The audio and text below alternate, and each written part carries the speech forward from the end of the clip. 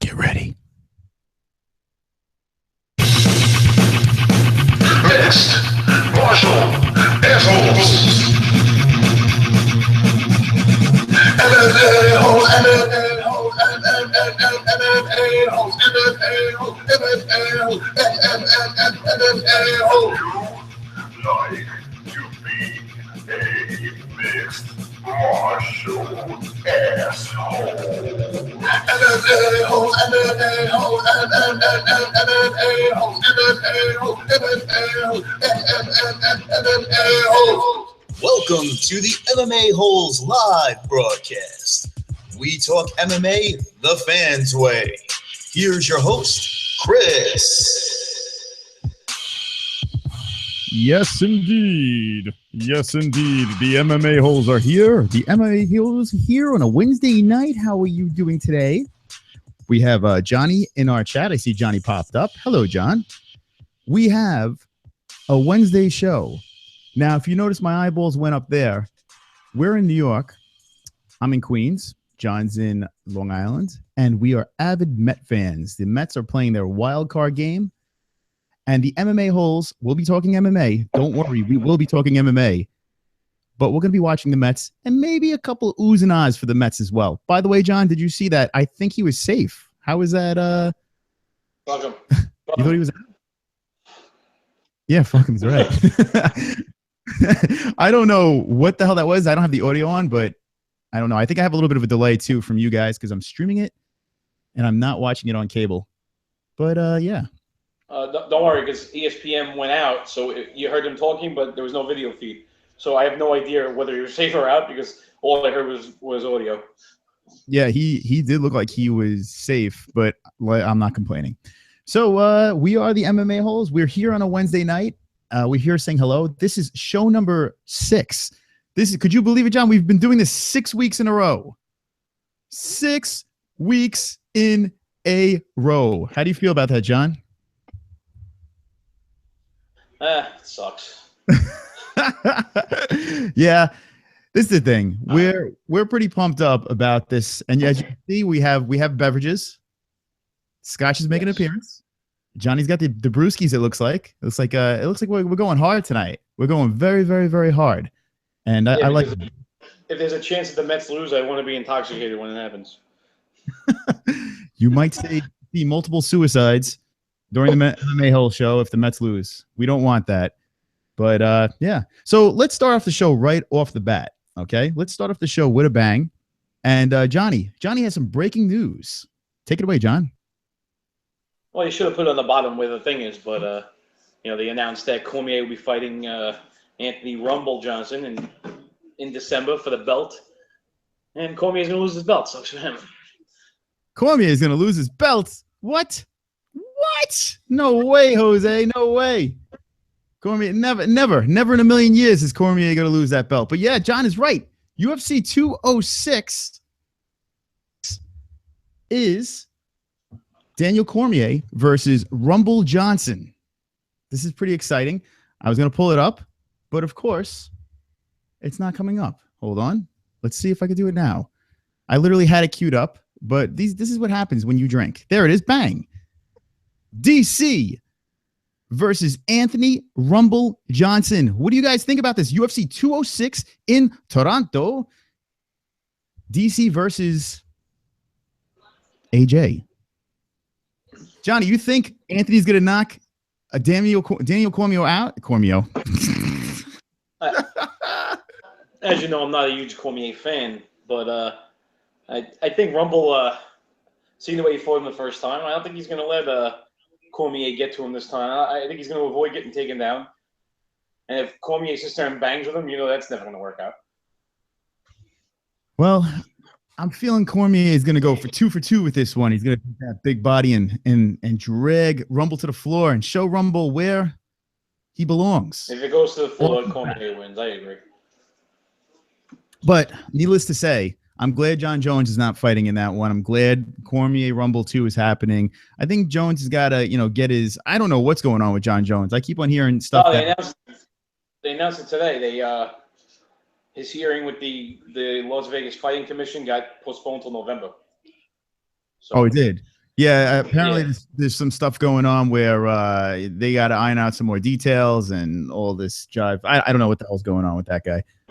But that's cool. That's good news. 206, UFC 206. We have the live chat going. We have the New York Mets going right now against the San Francisco Giants at Citi Field. We have that. We're talking about that. If you're not into baseball, I'm sorry. We're New Yorkers, and we're going to be talking every once in a while about that. But let's get back to MMA real quick. And we have some sad, sad news. I'm sure, John, you've heard about this today. But there was news that... I'm sorry? The guy that passed away? Yeah. So, basically... former Ultimate Fighter, Josh Samman. I keep on saying his rant. I keep on calling him everything but his real name, but I think it's Samman. 28 years old, and I can't believe this. This guy had a rough go. I don't know if you heard this guy's story, John. I posted it on our Facebook page, but oh man, this guy had a rough go, man. Rough go. This whole story. Actually, if you look on our Facebook page, we posted it.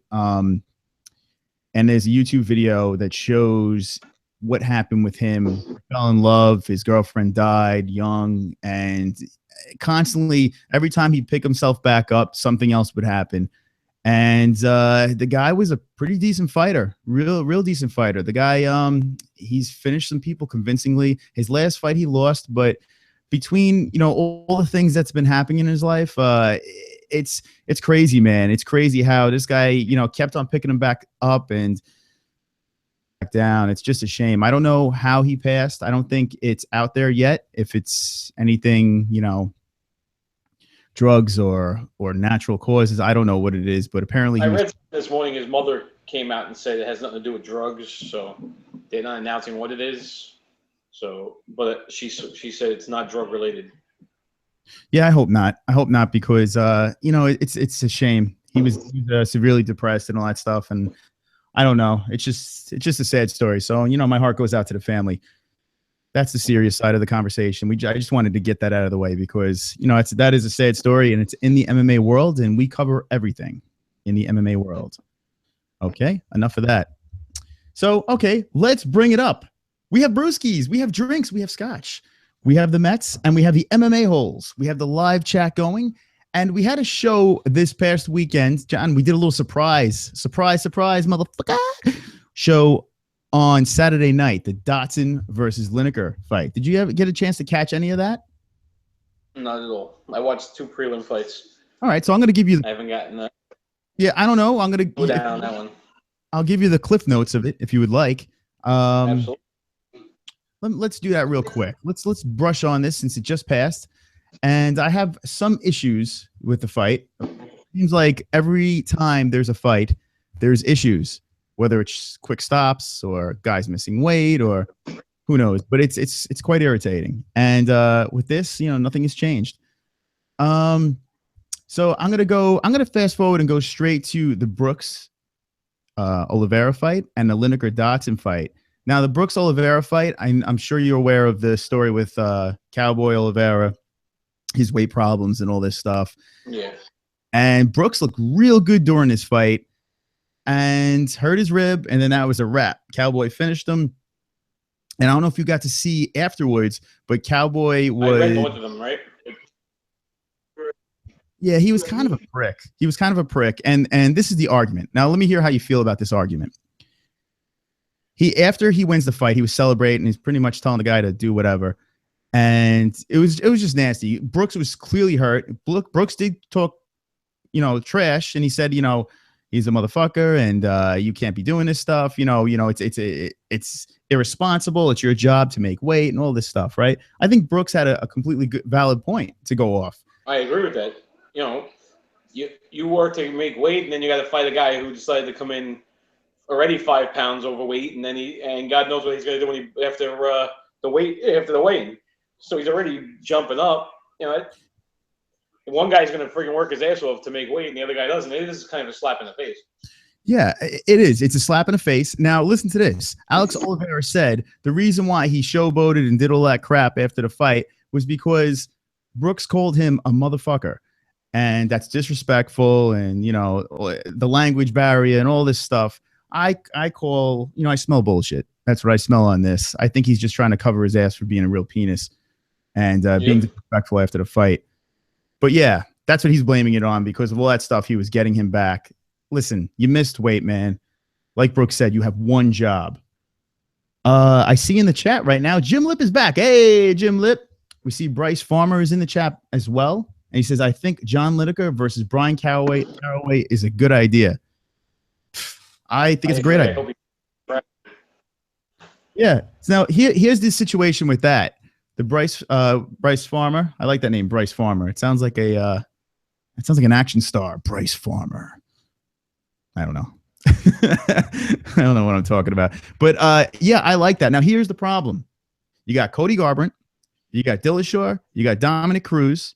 Okay, you got all this stuff going on.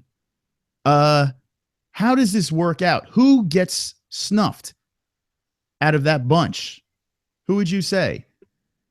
Oh, I think since they haven't given Dillashaw the shot yet, I think they're going to give it to Cody. I mean, Dillashaw is talking all the shit. I don't know if you saw that Cruz is ducking him, but how can you say someone's ducking you when they took your belt? I mean, I don't believe he's ducking him. I just think that Cruz is looking for the money fight, and the money fight is Cody at this point. I think Cody's just got the popularity going for him.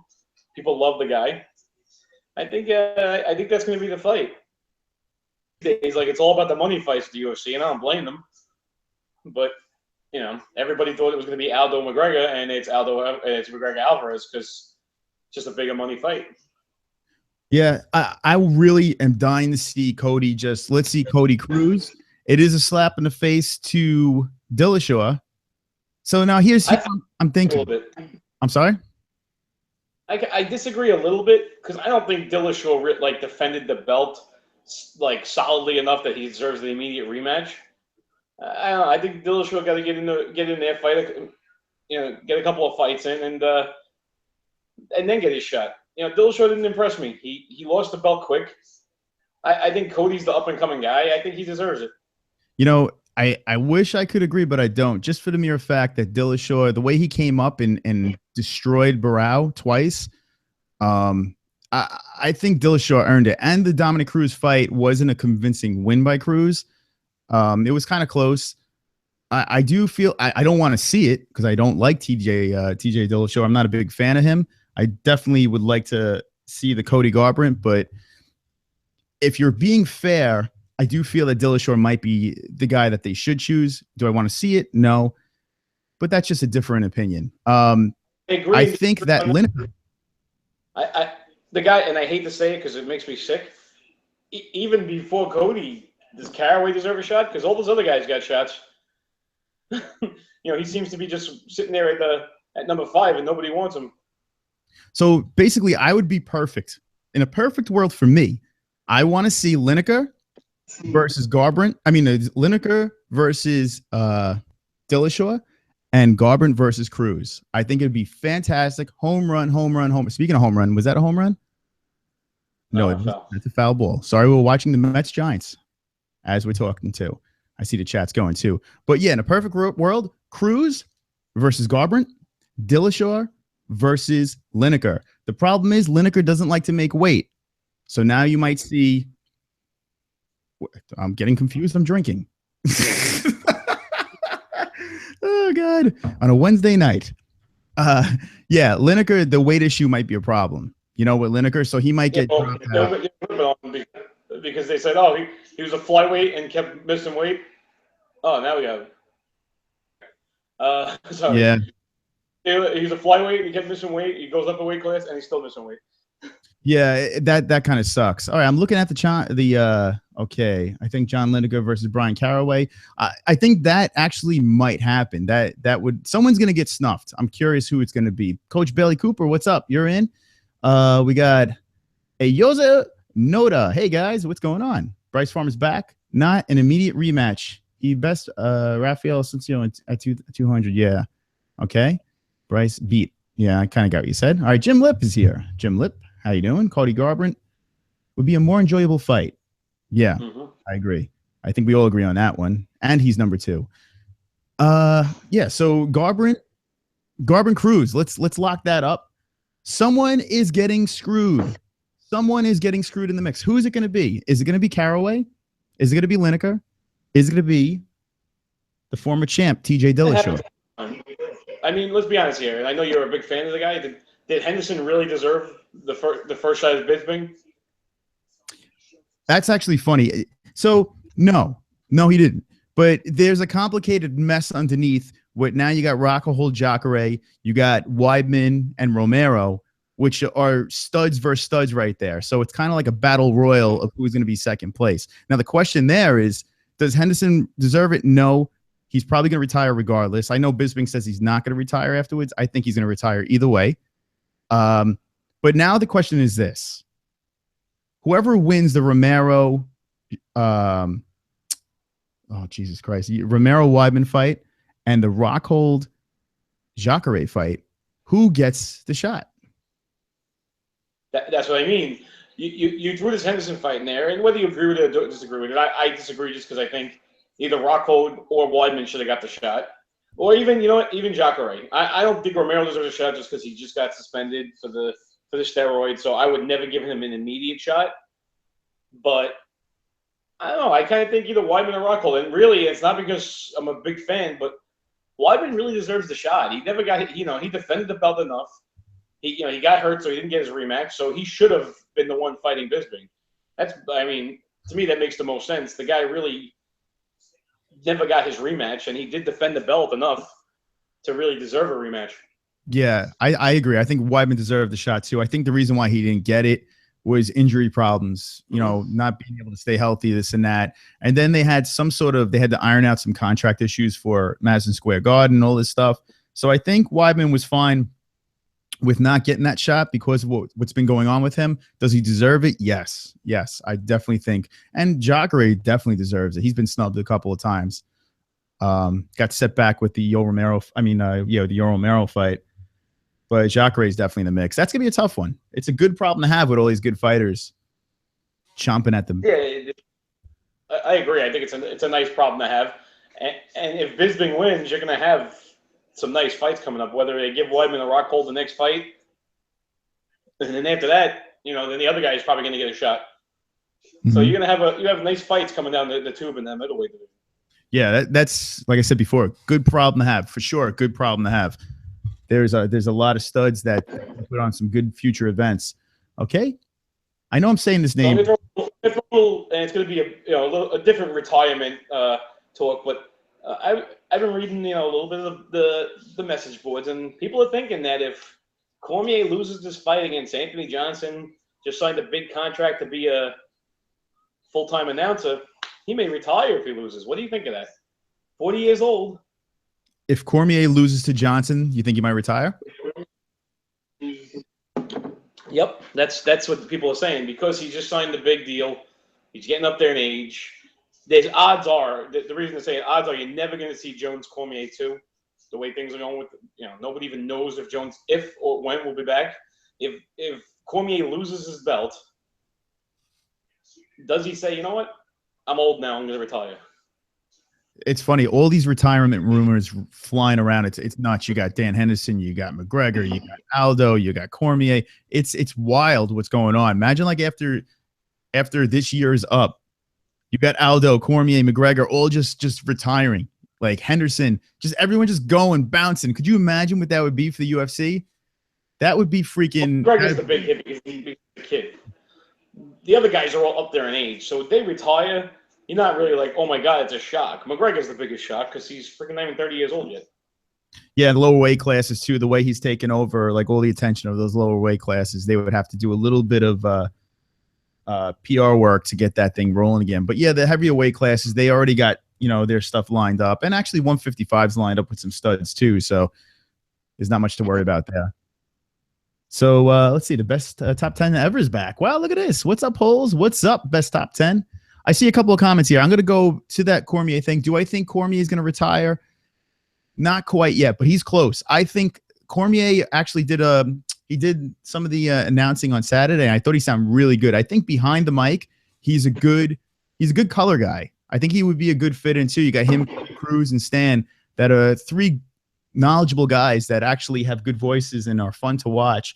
I do like Cormier out of the three, though. Out of Cruz and Stan, I do like Cormier a lot. I don't know what it is, but I do like his style. That's just my opinion. Well, listen, John Jones aside, I think Cormier gets a bad rap from the fans. He's an all-around good dude, a family guy. I don't know why. I mean, I think I told you that. I think it's because he's part of this AKA group that he gets kind of a bad rap. But he's actually a good dude, and I'm surprised the fans get on him so bad. Yeah, he gets a bad rap, and he's got to embrace this bad guy thing because whether he likes it or not, he's the bad guy. So that's how that's going to work. And party like it's 1986. Sorry, that's my Mets. Every once in a while, the Mets comments will come in. I'm looking at the chats right here on the side. Okay, Mr. Noda says, what do you guys think about UFC not sport anymore after all the money fights? Okay, and then he follows it up with, and do you guys think that McGregor is going to retire after the Alvarez fight? Okay, so UFC still follows that system, that honor system. They still have it there. I don't think they've completely gone off the rail yet. I still think that they're honoring some of these fighters with their rankings and everything like that. So I think that's still there. What I think showed you that they still have at least a lineup. Because I mean, Henderson Bisping isn't. I mean, I know these two fought 150 years ago, but I don't think that's a money fight. I think they could have went with I don't think they're going too crazy. The only person they really give money fights to is McGregor. And why? Because he's a fucking cash cow. You're going to do what he wants. Agreed. Absolutely agreed. I see Tristan Rogers says here, Cruz is a way better at technical talk, but Cormier has the charm. Maybe that's what it is. Maybe that's why Cormier won me over. He has that soothing voice, and he kind of lulls you to sleep. He tucks you into the covers and talks your way through the fights. That might be it. It might be the Cormier charm. That might be what's getting me. And we met Dominic Cruz, and we had, men's and men's feelings about him. So maybe that's what it is. Maybe I'm biased. But Cruz does know what he's talking about for sure. The guy is a very knowledgeable guy. Not as knowledgeable as all of us MMA-holes, but he'll do. Yeah. I mean, he's all right. I'm just saying. He's all right. So let's talk about this McGregor thing, okay? The retirement. Now, I have a theory on this McGregor thing. I do feel after 205, I do feel that Conor McGregor will retire from the UFC. And let me explain why he's going to do this. He's going to retire from the UFC to concentrate on boxing, Floyd Mayweather. I feel like it's there. I feel like it's a done deal. These guys have already talked about it behind closed doors. He told Dana White, this is what's going to happen. He says his family issues and this and that, but I feel he's going to train as a boxer and fight Floyd Mayweather. I feel like that big, gigantic, super duper MMA versus boxing fight is happening after 205. How you feel about that theory, John? I agree with you, except for the retirement part. I think the retirement thing is getting people talking. I just have a strange feeling that Dana White and McGregor are still tighter than they're trying to make it out to be. I think they want people to think there's a conflict. I think if I'm still saying if there's a big announcement at 205, I think you're right. I think it will be that McGregor is going to be taking a step away to concentrate on the boxing and fight Mayweather, but will make a return. Now the stipulation is going to be: does McGregor drop both belts if he has them, or if he loses, does he drop the flyweight belt? That, I think, is the biggest problem. I don't think he's going to retire, but I wouldn't doubt in a second that he announces that he will be fighting Mayweather. Yeah, I think, and I don't know how many fights he has left in his contract. That's his thing. So I think the loophole to get out of that contract, because he's not going to fight Mayweather under the octagon rules in the UFC. I don't think he's going to be doing that. I think he's going to have to get out of his contract, and I think that's why he's going to say, I retire. He's going to, you know what he's going to probably say? He's going to probably say this. Shut your fucking mouth, you'll do nothing. You'll do fucking nothing. Not one of you will do nothing. That's what he's going to say after UFC 205. Now, like you say, I mean, we don't know what his contract is, because a lot of times retirement doesn't get you out of your contract. You know that, right? He may still, if he retires, he may not be able to fight. I don't know what his contract says. Now, the reason I think that Dana White will try to stay involved in this whole boxing Mayweather thing is because you sell him as a UFC champion or UFC fighter because the UFC still gets a kickback on that, back on the purse or anything like that. But it's like the WWE. They sold CM Punk not as an MMA fighter, as a former WWE fighter. That's got to have something to do with, there's got to be a money thing there if you're using the name. And I think the UFC is going to stay. If McGregor is going to fight Mayweather, I think the UFC is going to stay involved, and they're going to absolutely try to bank some money on this, advertising for it. The UFC can make money on that fight without being directly involved in the fight, as long as McGregor is still under their control. That's why I don't think they'd be so much to force him to retire as much as, we're going to sell him as our guy. Whoever wins the fight wins the fight. They don't care about that. It's all about making the money on it. Well, did you notice that Dana White said that he knows what's going on, and he said that McGregor has some big news afterwards. So I think Dana White's in on it, and I think it's all like a publicity thing. I think he's in on this whole thing. So I think they have a plan. I agree. So yeah, I feel that Mayweather fight, regardless of how it happens, I feel right after this year is up, Floyd Mayweather. No, I agree 100% on it. I really believe that if there is an announcement, my whole thing is a lot of times you hear rumors about announcements that never happen, but I don't think it's going to be McGregor retiring. I think it's going to be I think this fight's going to be announced, and the only announcement he's going to make is he's going to take a step away from the UFC to practice for his boxing and for this fight that will probably, if my guesstimation, would take place next September, because that's a big fight. That's a big boxing month in September. I don't think McGregor will be ready for boxing by May, which is their other big month. So I'd say September, Mayweather, McGregor. That's going to be the that could be the big announcement. So you heard it here first, MMA fans. Conor McGregor is going to fight Floyd Mayweather next year.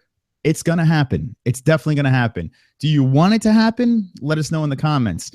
I don't know how I feel about it, but will I be watching? Yes, I would be watching a gazillion %. I am not a big boxing guy. I love mixed martial arts, but Dan the Man I see is in the chat room, and that's more important than anything. Because Dan the Man, let's talk about Dan the Man real quick. Dan the Man has been here every single episode, Dan the Man. I think he might have missed one. It's almost 100%. Dan the Man.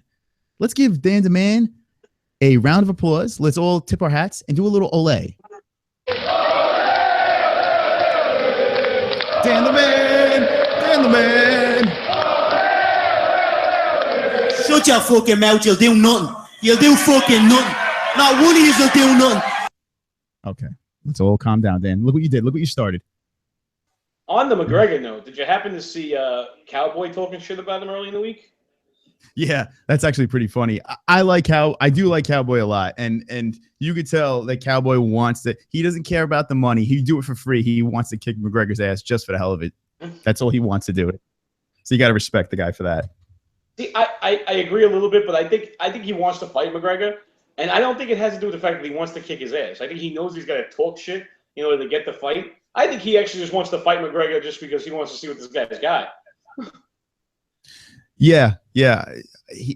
He just, like he said before, he wants to fight just to fight. Hey, look, we got Joey Mouth is back. Joey Mouth, big character in the last week's episode. Welcome back, Joey Mouth. We're here. Joey Mouth, I know you're from Jersey. Are you watching the Mets versus San Francisco? We're watching it right now, and we're hoping something good happens here. Back to Where's Jane Doe? What's that? Where's Jane Doe? Jane Doe. Jane Doe is not here today. Well, maybe Jane Doe will appear. We never know. We never know with that. Dan the Man gives us a round of applause. Thank you, Dan the Man. You are the man. Not just your name says it, we say it. I heard Dana is saying that the fight with Mayweather is definitely happening. Okay, that's from the best top 10 ever. So there you go. You heard it from the horse's mouth. The best top 10 ever. There's room. I haven't heard anything about that, but I wouldn't be surprised if that happens. I'm telling you. And do you want to see it? Let us know in the chats. We want to know. Do you guys want to see it? We want to know. Now, what do you think about this Jose Aldo crap? I'm gonna retire. Fuck him. I'm tired of hearing this shit. Jose Aldo. This guy is, I want to go. I want to stay. No, I don't want to stay. I don't want to fight anymore.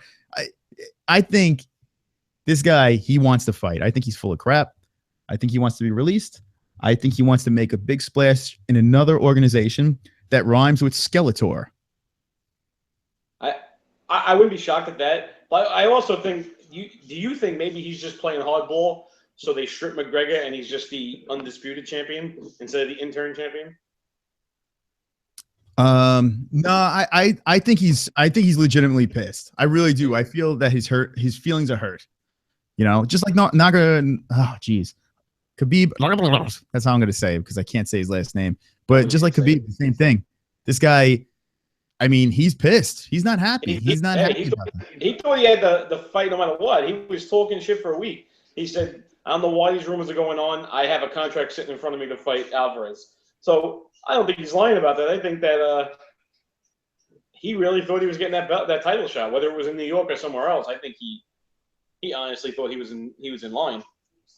Yeah, so I see Dan brings up Samman again, and we did speak about him earlier in the show.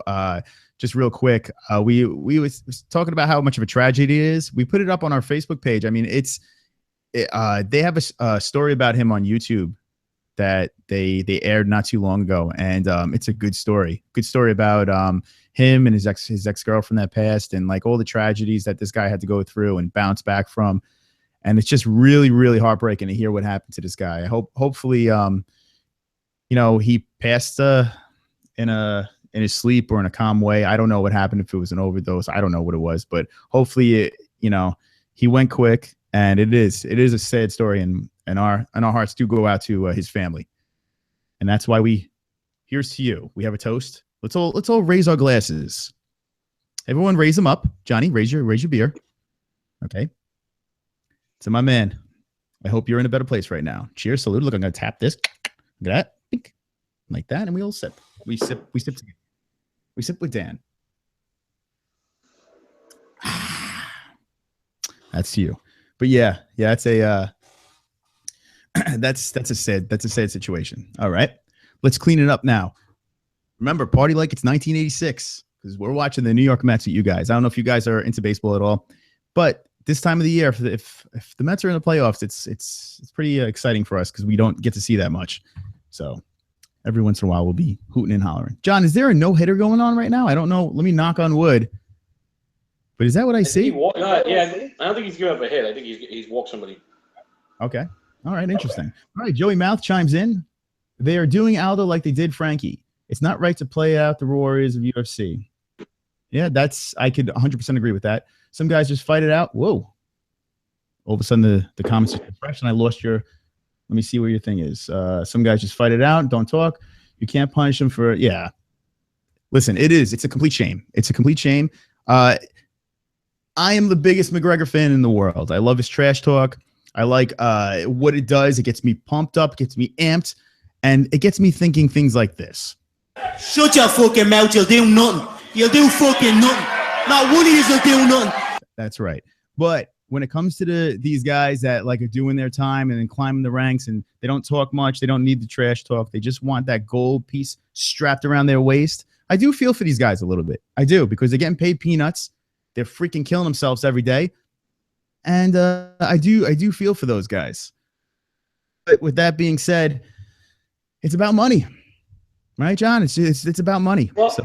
I'm going to agree with you on the 50%. The other problem is, and what people don't realize, and even Khabib, who I believe deserved the shot, but the guy was hurt for a long time. All these guys are always out injured. And a guy like McGregor fights every time you put him in there. So even if you don't like McGregor, he shows up to fight. Cormier, you don't like him? He shows up to fight. I mean, the problem is all these guys are always getting hurt. So half of these fights get canceled. Look, BJ Penn was headlining. He's fucking out.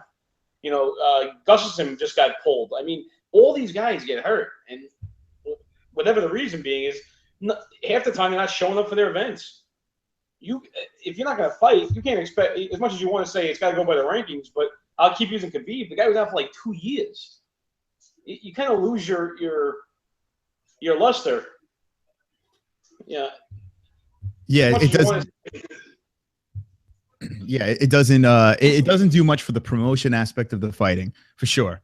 You know, it does hurt with these injuries and stuff like that. And Aldo backing out of all those fights, you know, like all the track record, losing to McGregor in 13 seconds, you know, all these things. These guys, they don't feel for these players. The baseball game's on. Sorry, they don't feel for these fighters, but they use these little things as excuses. Have you noticed that? Like with Jose Aldo, he's the best. You know, this guy's track record is fantastic. You look at Jose Aldo. I mean, 10 years the guy's been strong. He's been defending that belt, the only 145er. I mean, the guy's got, you look at his resume, it's fantastic. But when they need to pick those little things about him getting hurt and dipping out of fights, they pull these little things out for their convenience. I notice the UFC does that a lot. You know, when a guy gets hurt, they use it to their advantage to promote the other fight, the bigger fight. We have a phone call. Let me see. Let's see if this works. Someone's calling in on our Hangouts. Let's see if this works. Okay.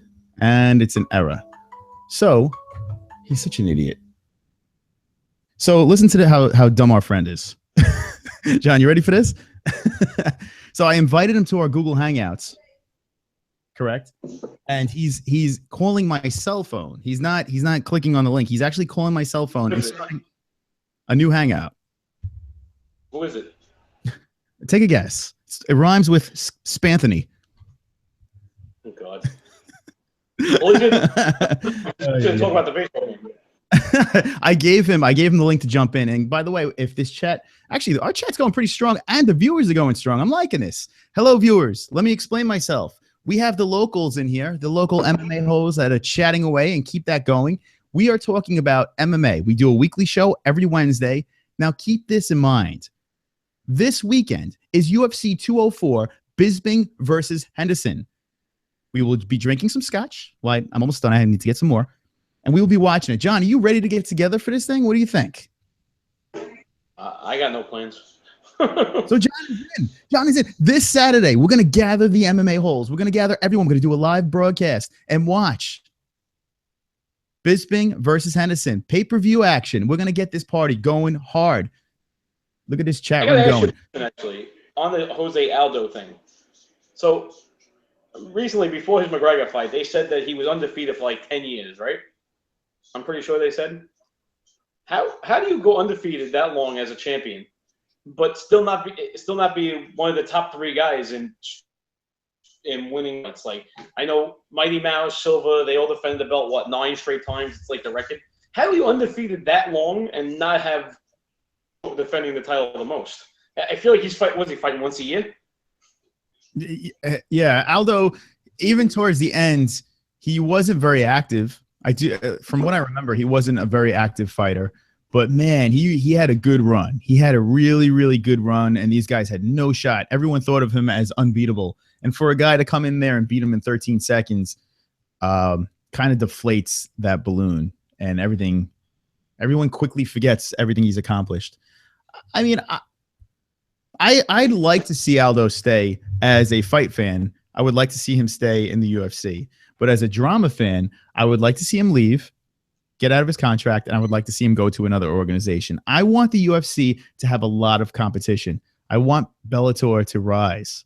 I don't like Bellator better than UFC. The UFC still got my heart, Fight Club. But I do want to see Bellator do better just to see what UFC could pull out of the hat to compete. Now, another question is, do you think that UFC is taking tricks from Bellator's, a little bag of tricks? Are they pulling out from that bag and doing it themselves? Or are they just doing it just to do it? What do you mean by tricks? So like what Bellator does with all these gimmick fights, the fights mean absolutely nothing. They throw these guys together and that's it. So like that's like Bellator's thing. I kind of look at it as, it's Bellator's thing, but where did that really come from? Let's be honest. Well, it's like Bellator to me is WWE, UFC smushed together with a little bit of theater, a little bit of ridiculousness, and that's Bellator. Yeah. So if anything, they're all taking it from the WWE. I see picks. Okay, hold on. Joey Mouth. Let's see. He pulled 3 fights, but checked record. He found it. All right, we got some debating going on here. I like that, guys. Beat each other up in the chat. Let's all chat. Let's all joke.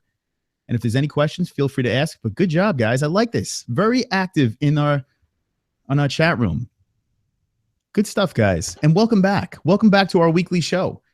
I can't believe this. We got some good action here. I like the MMA holes. I'm enjoying it. And look at these Mets. Let me give you an update on the Mets right now. Well, we have a man on second. Johnny, I'm a little behind you over here, but there's a man on second. There's one out. Let's see if they could bring this run in. That'd be nice. That would be nice. Hold on one second here. Ugh.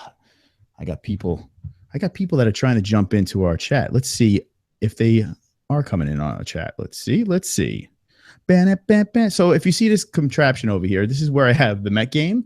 This is where I have my friends texting me all in one shot. And let's see, I'll have right there. Okay. Hey, Johnny. So hold on. His finger, just so you know.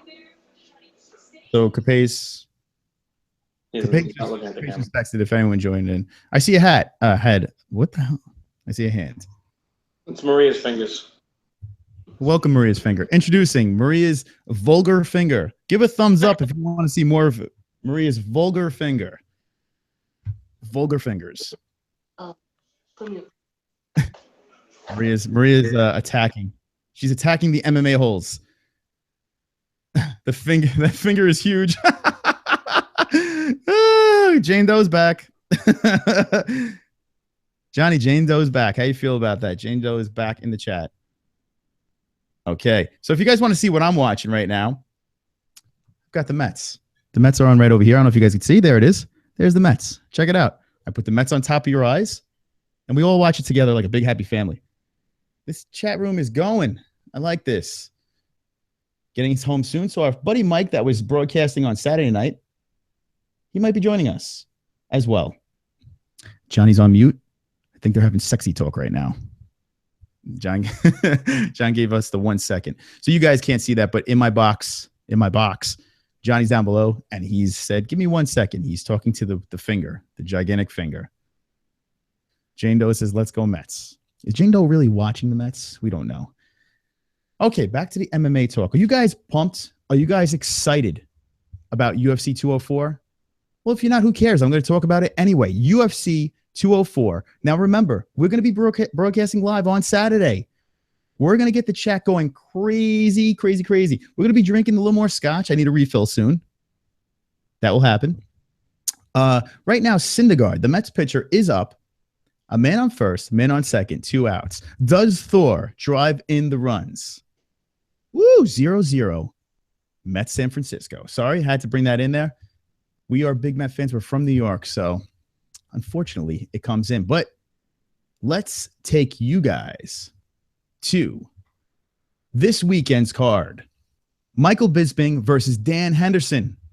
Ladies and gentlemen, boys and girls, we have ourselves a good, fun card here. Who do you got in this card?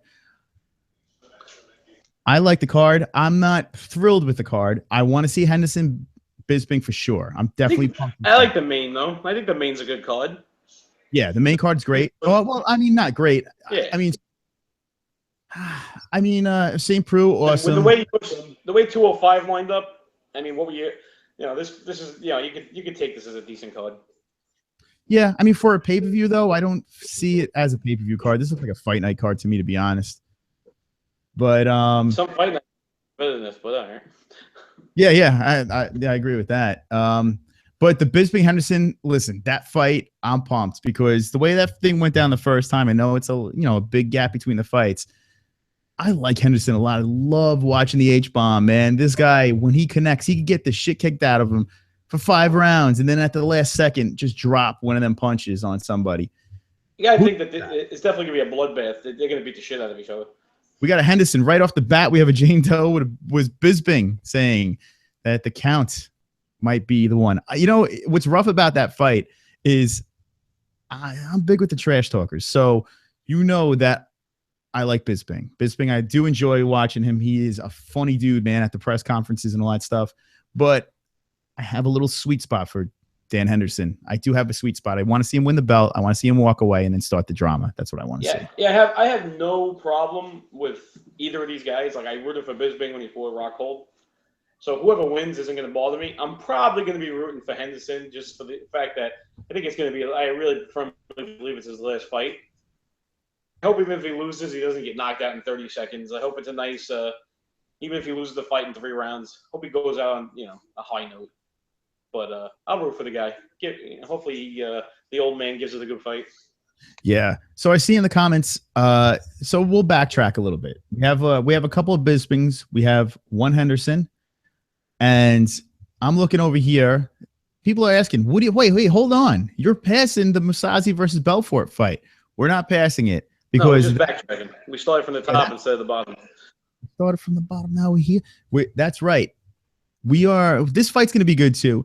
Like I said, I'm not the card itself. I'm talking about. I'm not like super pumped. Am I going to watch every single fight?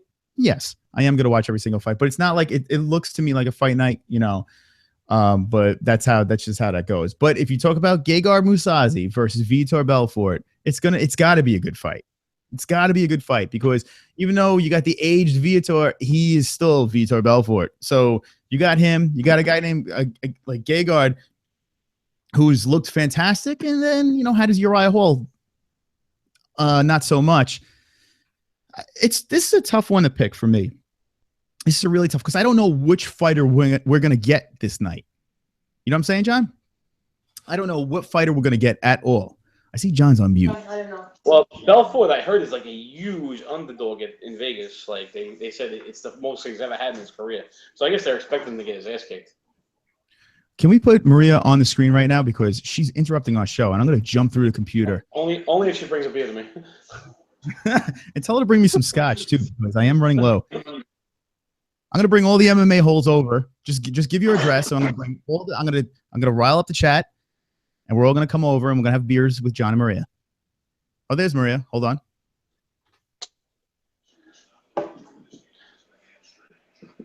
Why is he frozen? Oh. I want to hear more from Jingo. The reason I wasn't talking is so it stays on your face. So, John, when there's 2 people in the Hangouts, basically everyone just sees like whoever's talking. So right now they just see you. They don't see you in the corner. Now they see you. So that's basically how it works. But the little boxes, if there's 3 or more people in there, then they see the little boxes. And I kind of like the little boxes. It's kind of fun watching the little faces down below doing their things. But that's just me. That is just me. I see Bisping. I see Henderson is an animal. Dan the Man, you're correct. Flussed out. Rick is here. Welcome. Bisping, easy. Excuse me. My throat. I just saw that San Francisco got out of that inning and it doesn't make me happy. But anyway, that's fine. Everything's going to be okay. Bisping, easy. But how great would it be to see the H-bomb detonate on Bisping's chin again? I agree. Johnny, I freaking agree. Look at this chat, man. Yo, I'm looking at the viewers. It is going all over the place, and I'm liking that. Yeah, I agree. I want to see it so bad. Either way is a win for me. With this fight, I could go either way. I like Bisping. I like Henderson. I could go either way with this one, but I want Henderson to win. Okay? He's going to be the underdog, I'm telling you. Dan the Man, who are you talking about? Henderson or Bisping? Not sure. Best top 10 ever? Really? So, yeah, I'm not sure where that went. Now I'm looking at the card, and it is a little disappointing for a pay-per-view. For a pay-per-view, yeah. If it was a fight night, I'd be stoked. I'd be totally stoked. But for a pay-per-view, I feel like it's a little fluff before 205. I just... Even the co-main isn't, as much as we, they're 2 name guys, Belfort isn't the same fighter. And yeah, you're right. Kind of a weak card. Agreed. Yeah, usually I don't rag on a card. But here's the thing. This is the problem when you rag on a card. Usually when you rag on a card, it usually winds up being home run after home run. Mm-hmm. As I think showing, hold on. I want to make sure I'm showing the right thing. Yes, I am. Yeah, so yeah, looking at this card, hey, Stefan Struve, the 8-foot tall guy going in this skyscraper. Why not? That should be a fun one, right? Yeah, Mr. Poland over here. Yeah, I mean, it's just a novelty to watch him fight because he's so lanky and everything like that. But you going around the thing, it could be good. And St. Preux, I mean, he's always fireworks. This will be an underrated fight. Nobody's gonna really talk about it, but this will be a good fight. Yeah. You know, I mean, it's not big names that everyone is just dying to see, but it could be fantastic. But the Viator Belfort versus Busazi, I'm torn. Do I want to see Belfort win? No, I don't. I'm not a Belfort fan. I don't like that whole steroid thing. I loved it when Weidman went in there and slapped him around after he weathered the storm. That was a fantastic time. But that's a tough one, John. I don't know. Yeah. So basically, this is what I'm thinking. Hear me out. Here we go. Syndergaard's got about 40 strikeouts right now. Minkia. Guys, dropping the hammer. So this is what I'm thinking. This weekend, John, what about a friendly wager? What do you think? We get a hat. So I'm thinking, let's do this. Let's start the show. We put the hat out. We put tacos in there because, of course, we don't gamble. That's not what we do. Speak for yourself. I'll be all over DraftKings for this one. All right, let's do a friendly wager. We'll start at the prelims, and let's just go through the whole thing. Because if we do the main card, we're probably going to pick the same guys, and no one's going to win any money. Let's go through the whole thing. It's like a 50-50 shot throughout the whole way. Let's have a little fun. We'll drink, we'll broadcast, and we'll get everyone else's picks, too. Maybe they could throw some tacos in the hat as well. So that's what I'm thinking. What we could do is we can get an even amount. We don't have to throw tacos in the hat. We can get an even amount of guys, and you could just every fight you put. Say we have 4 dudes, whoever is with us. You put two Bisbings, 2 Hendersons. You pick out of the hat, and whoever you get, that's the guy you get. That's the guy you got to root for. And we could do it for every fight. I'm in. I'm looking in the chat. I see Anthony Giampaolo's in there. Welcome. I see that the call didn't work during the live chat. There you are. Listen, if maybe John, what do you think? Should I drop the link in here? What do you think? No. Johnny says no. If you could get Johnny to say yes, I'll drop the link in the chat, and we'll have some people join us in our hangouts, which would be nice. The problem with that is if you get a ton of people, the camera's going to go nuts, and everybody's going to be arguing. It's going to be hard. Yo. It's hard enough when you have 3 people. No less if you had 7 or 8 in here. We got 17 large. We had 19 large watching right now. Welcome to the MMA-HOLES. We like you. We have some friends in there. We have many friends talking and stuff like that, and we like talking. We can you PayPal tacos? That's Jane Doe. You can't put. There you go, John. You can't put Anthony. You're just going to talk about Gary Sanchez. Fuck that Bisping. He's a cunt. That's from Tim F. Welcome to the chat, Tim F. And he's a cunt. That's the best word ever. That's like my favorite. I love that. All righty. So far, that's comment. All right, Dan the Man says, Johnny, say yes. So Dan the Man wants you to say yes for me to invite people into our hangouts. That's 1 vote, John. How many votes do you want for it to happen? He can come in all he wants, but if you, it's going to be really, tell him it's going to be very hard for everyone to talk. Yeah, we'll see. We'll see. When we just had me, you, and Jay in here, we were cutting each other off like crazy. I can't even imagine having like 5 or 6 people in here. One day we got to try it. I was hoping today. I think Mike actually might be. We have 20 viewers right now, guys. 20 viewers strong on the MMA-HOLES on a National League wildcard game. The Mets are playing the Giants. We say Mets first because we're Met fans. We have that going on too. Okay. You'll fucking do nothing. Hey, you know what I got to say? This is what I have to say about this. This chat room makes me feel a little something like this. Shut your fucking mouth. You'll do nothing. You'll do fucking nothing. Not one of you will do nothing. That's right. That's right. Can I get a hell yeah, Johnny? Can I get a hell yeah? So Conor McGregor made an appearance again Saturday night. He made an appearance, John. Can you believe that? He came. Did he come in a suit? He didn't come in a suit, no. He came in a Punisher t-shirt. Could you believe that Conor McGregor likes the Punisher? Hey, listen, man, you can't blame him. Jane Doe says, yeah, say yes, Johnny. Don't be a stick in the mud. She doesn't even fucking nothing. Welcome, guys.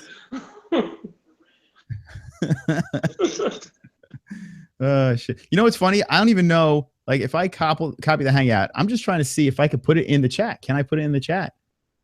And it doesn't look like it doesn't look like I can. I'm trying. I have Christine laughing over here. She's having a little fun. Say yes, John. Don't be a stick in the mud. That's funny. So that's that. That is that. John, we have a hairy situation with 2 outs. You're a little ahead of me, but I see a man on second with 2 outs over there. Yeah. That's exactly where we're at. That's so exactly where we're at. We don't like this over here. We do not like this. So what do you guys think? Who do you have at UFC 204? UFC 204, Belfort versus Gegard. I love that name, Gegard. The best. You got to be a good fighter with the name Gegard Mousasi, right? You have to be a good fighter, I would imagine. Don't get with me now. Streaming live for the fights. That is correct. I see everyone in here. I see multiple viewers, and I like multiple viewers. We will be live Saturday night, UFC 204. We're going to have a crazy gathering with everybody. We're going to bring you. We invite the MMA-holes to join us. We will be talking about UFC 205. We'll be giving picks. We will be talking smack. We will be drinking. Speaking of that, I need a little refresher. We're going to talk to Christine. Christine, yeah. Can you pass the bottle back here? Yep. She has to support her husband's habits. Can you just pass it back here? There's a lot going on over here. No, just pass it back. Christine. Maria got me a beer. Maria got John a beer. I think if you guys want Christine to bring me my scotch, hit the thumbs up. And then Chris will have his scotch. Shit. So Chris is going to, crap, I hear a shit. Oh, yeah. All right, Johnny, I'm catching up right now. So we're watching Mets Giants. That is happening right now. I know this is the MMA-holes. I apologize, but this is all right. So now I'm catching up. Yeah, guy hit a bomb to center. Wow, Johnny. Wow. Holy smokes, guys. I'm going to fill you guys in. I know this is baseball talk. We're going to do this real quick. Guy hit one deep center, literally warning track. Grandy tracks it back and catches it, gets out of the inning. That would have been a complete disaster. That would have been the lead to the Giants. Sorry about that.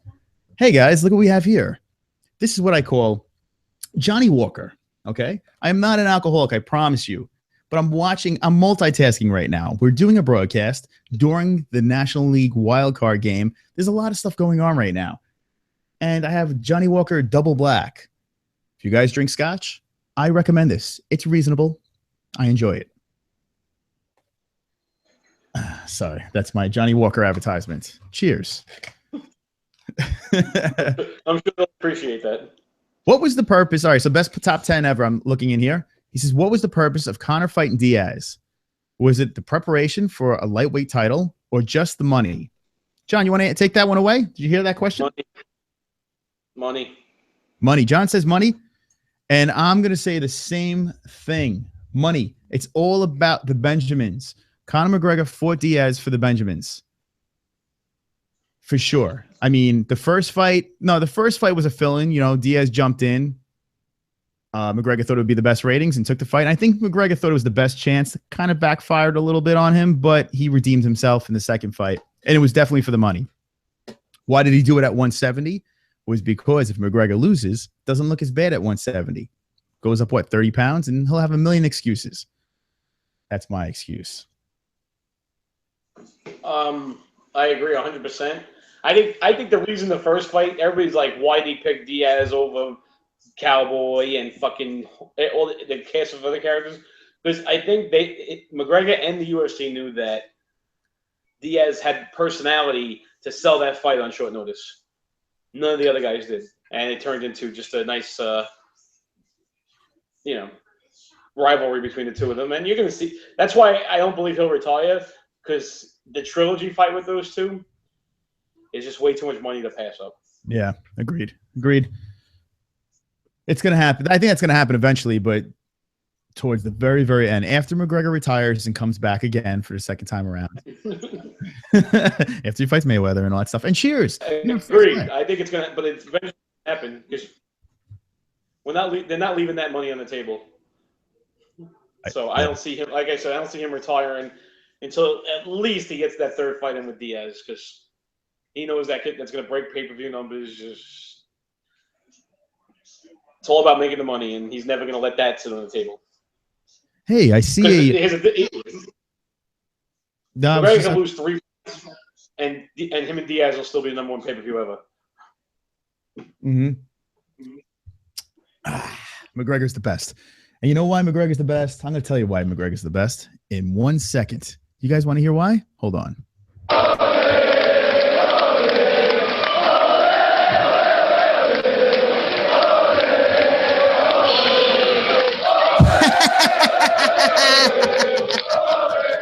You do fucking nothing. That's right, ladies and gentlemen. Conor McGregor's here. I got my whiskey. I drink it.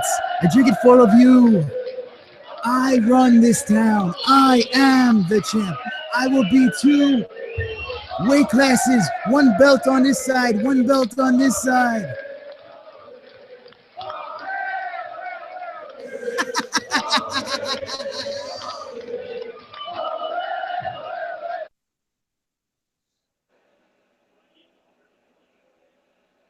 Shut your fucking mouth, you'll do nothing. You'll do fucking nothing.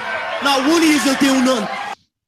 This guy's got a real attitude problem, this Conor McGregor. A real problem. Johnny, did you think Conor was going to come to the show today? Oh, he's always around. Oh, God. There you go. That does it. Well, you know, the scotch kicks in, and that's what happens. Invincible Summer, welcome to the chat. All right, Glenn Levitt, 20-year-old single malt. Johnny, did you hear that? That's a recommendation from the chat room right there. Hey, can he send us a bottle?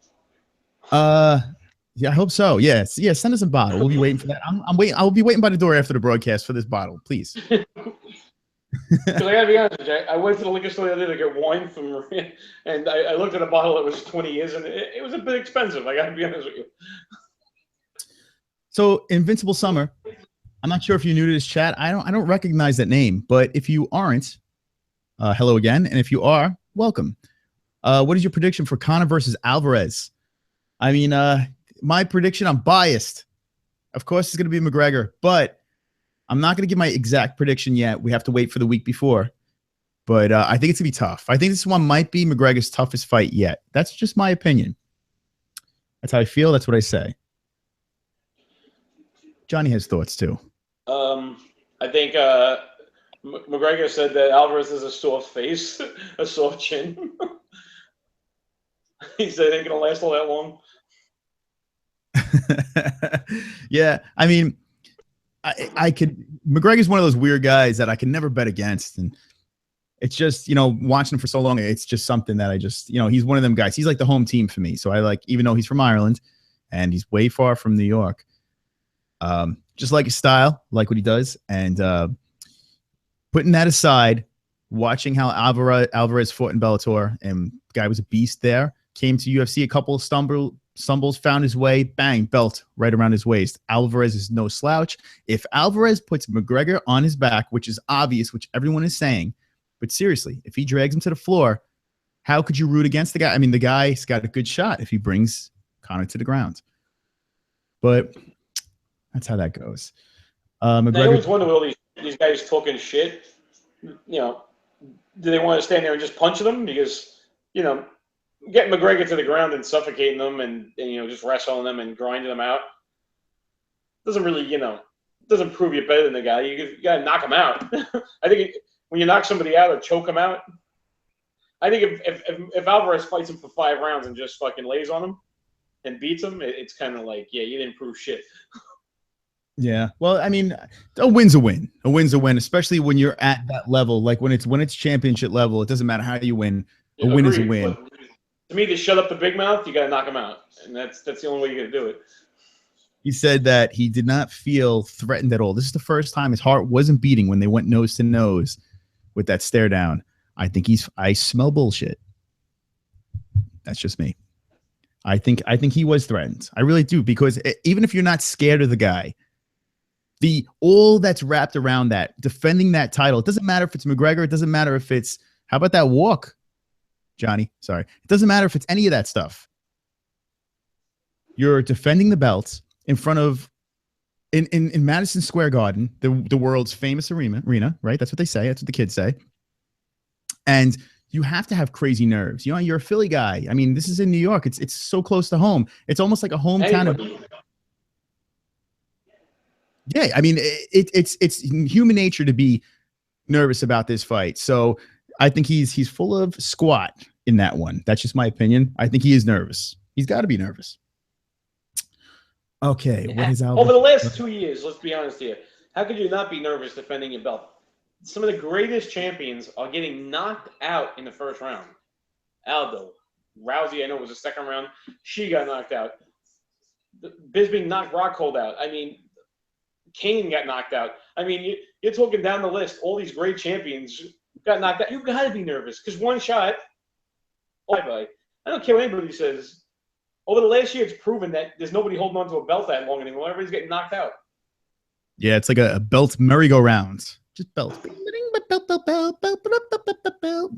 It actually started with Kane, if you think about it. From when he lost his belt, it's just been all fucking downhill.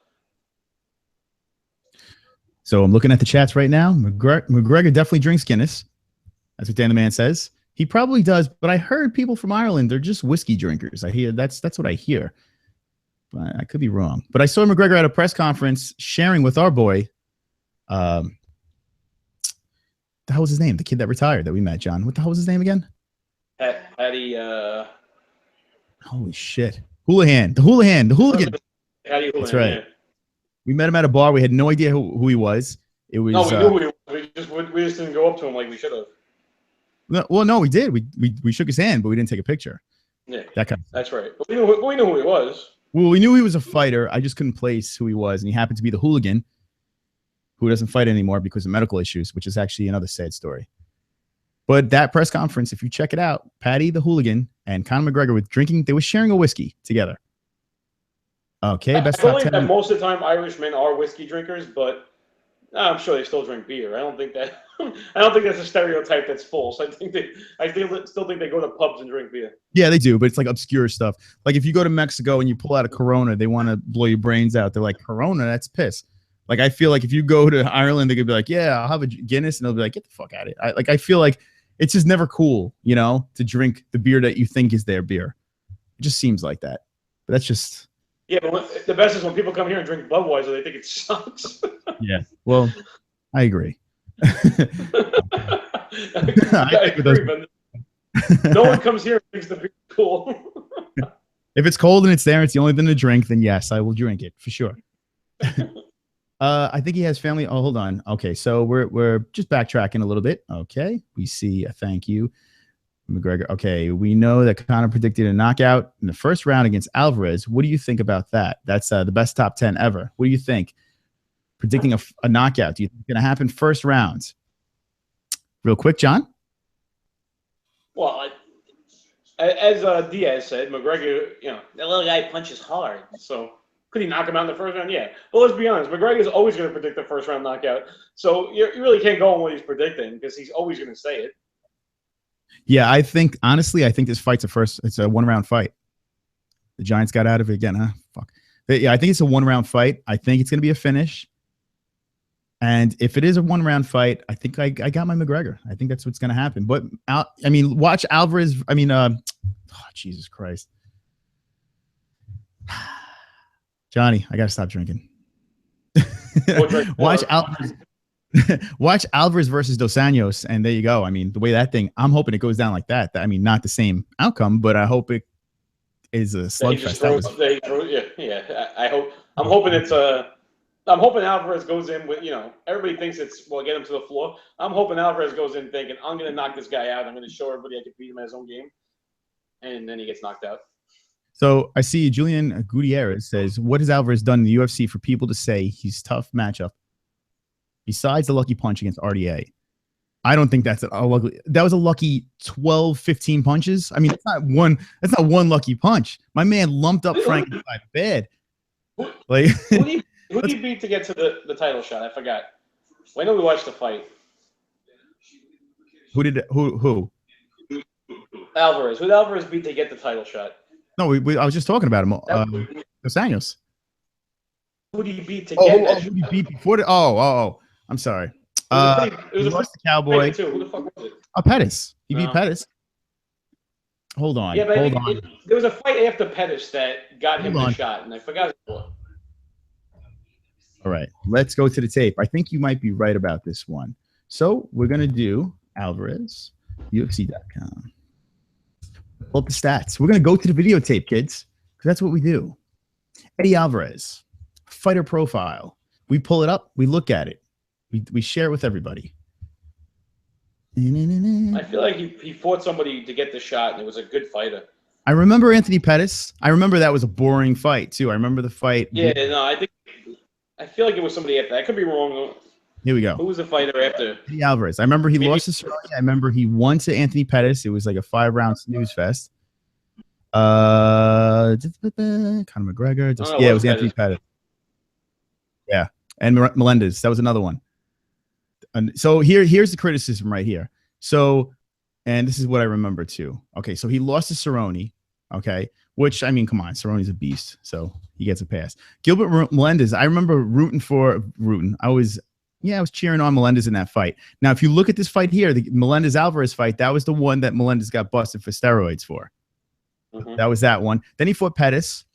It's another one. Split decision. And everyone complained about this fight. But it wasn't his fault. It wasn't Alvarez's fault. He fought a guy like Showtime. He went to his game plan, and he literally smothered him. That's what he did. He dragged him down. He made it an ugly fight. I remember that fight, yeah. Yeah, and it was just ugly. Boom, he goes to Dos Anjos, and then look at the difference. He comes into, whoops, there we go. He comes into Dos Anjos fight, and he mutilates Dos Anjos. Guys, if you think that's luck, that's not luck. Dos Anjos is no joke. Dos Anjos is no. Yeah. Remember what Dos Anjos did to Cowboy Cerrone. Remember that. That wasn't luck either.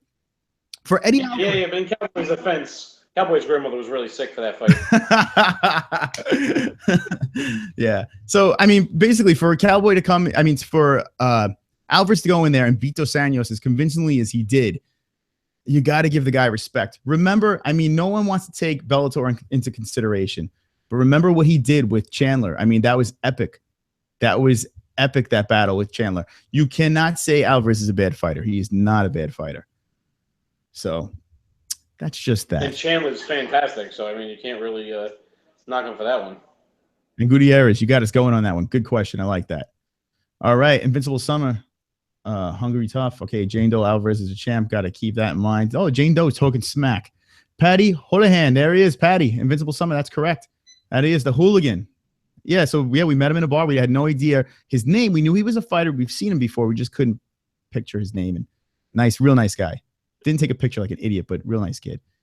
Okay. Dan the Man. I like McGregor, but this one is tough. This is definitely going to be his toughest match. See, Dan the Man is good. Dan the Man is an MMA-hole. He agrees with all our points, and I like him.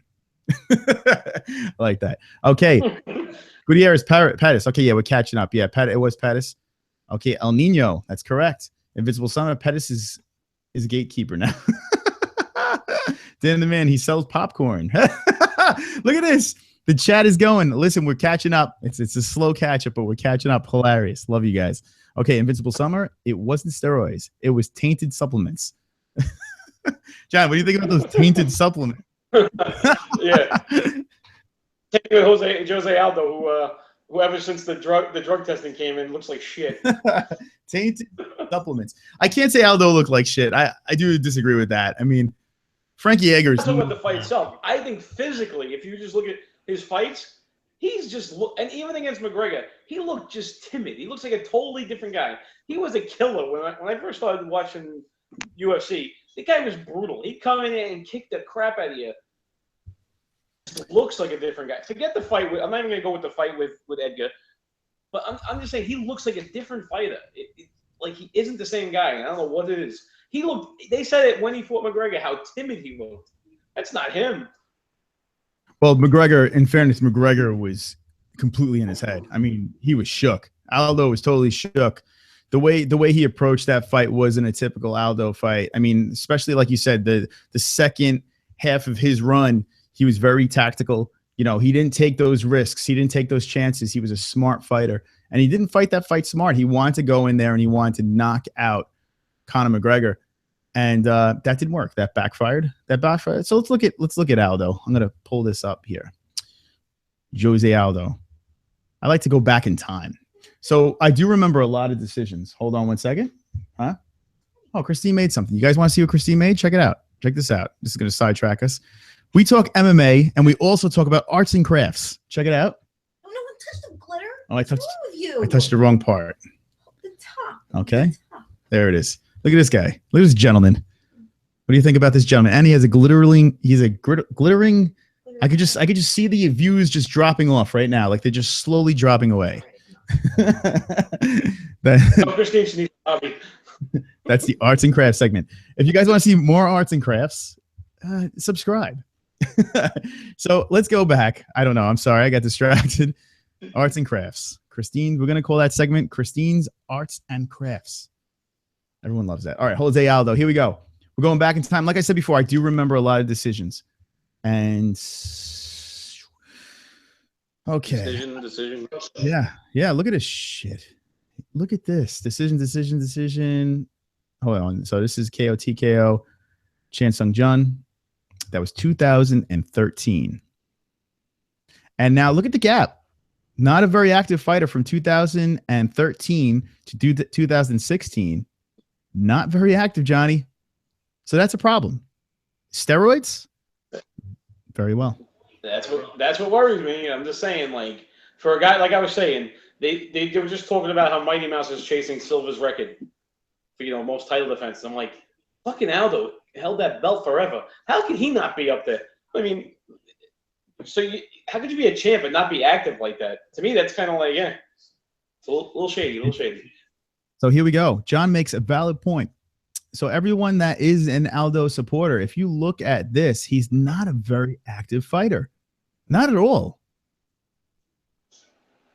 2011. It's like having David Wright on your team. Guys, check this out. 2011, 2 fights. 2012, 1 fight. 2013, 2 fights. 2014, 2 fights. 2015, 1 fight. 2016, 1 fight. Look at that shit. Look at the gap though, dude. I mean, you're talking from 2014 to 15 was a friggin' almost a year between a fight. From October to November, it's over a year. I'm sorry. So he didn't fight in over a year. Yeah, that's all sorts of insane right there. That's why I was trying to. My statement before wasn't because we're all we're McGregor fanboys or anything like that. But how could you be Aldo and be mad? Like you can't build on you because you don't fight. Fighting 3 to 4 times a year. John, you make a valid point right there. And looking at the videotape, it's correct. You look at this, and we have an extra subscriber. Thank you for the subscribe. We like subscribers. After looking at those stats, I mean, the proof is in the pudding.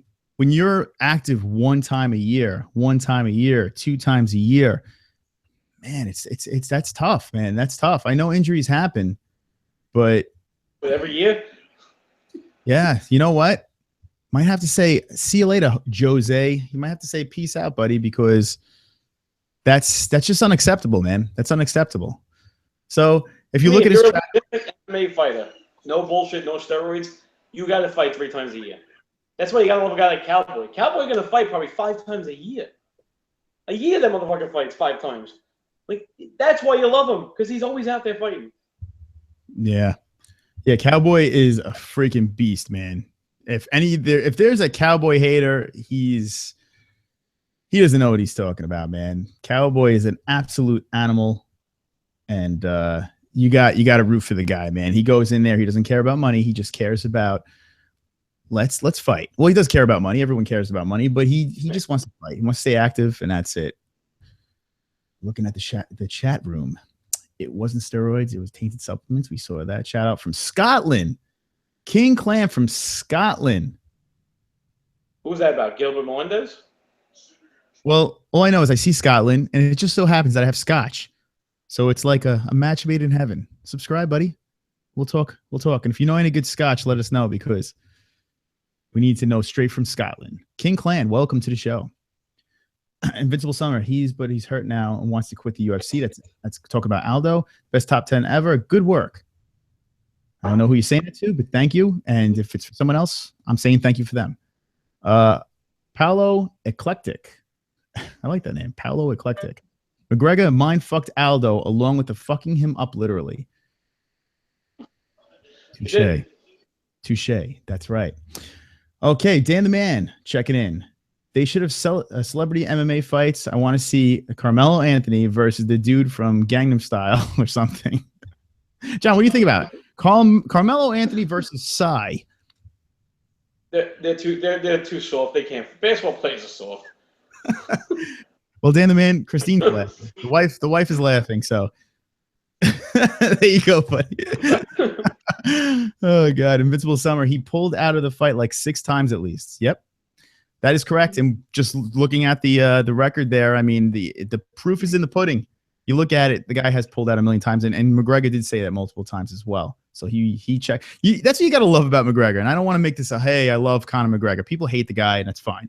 But he does his homework. And that's what Alvarez said after the press conference.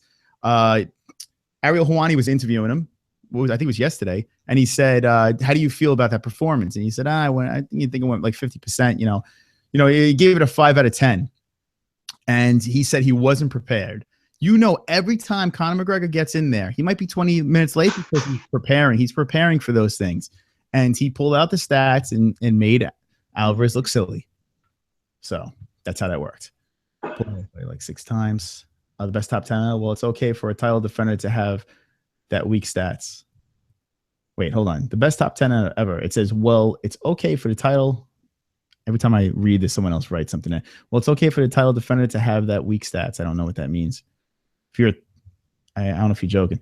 All right, best time. He doesn't have the ambition anymore. Yeah, I don't think Aldo has the ambition. I think it's just been sucked out of him. I mean, 13 seconds. Maybe he doesn't feel it anymore. John, what do you think? Maybe he doesn't feel it. Well, here's my thing, and I'm going to keep going to the fact that Aldo's a little shady.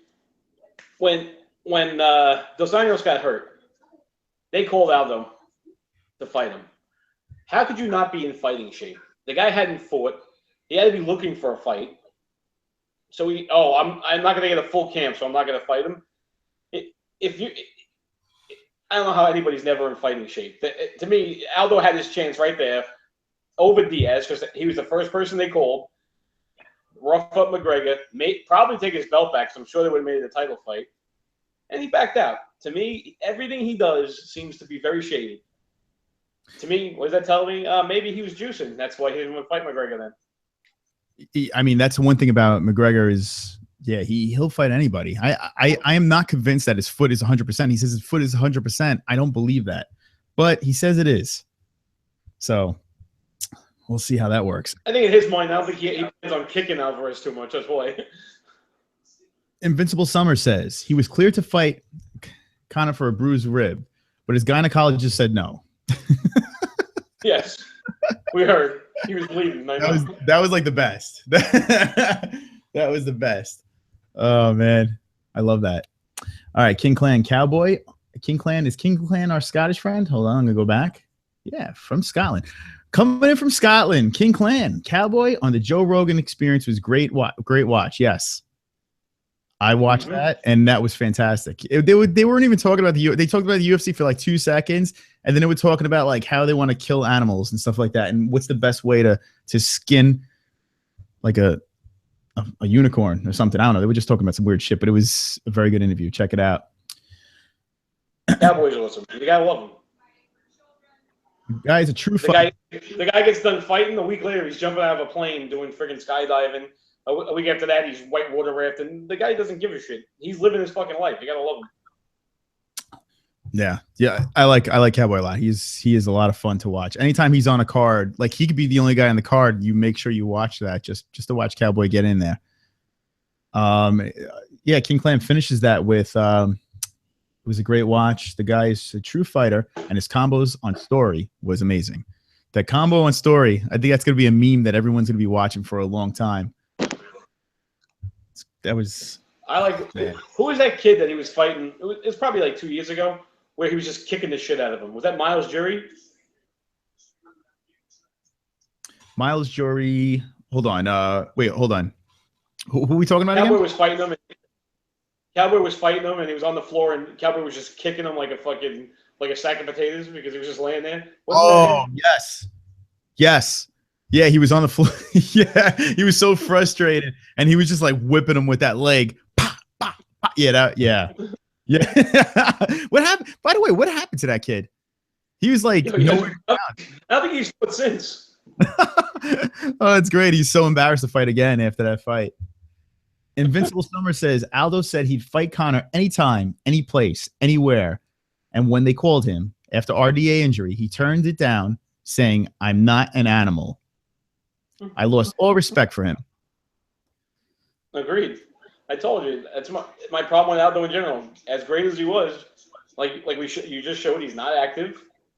He had the chance to shut McGregor up in March, and he turned that down. So, coward.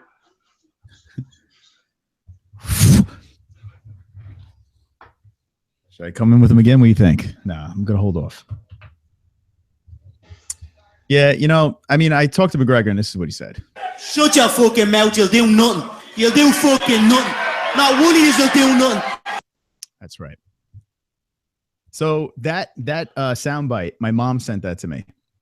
My mom said I should make it my text message. What do you think? just don't do it when you're in the doctor's office or somewhere.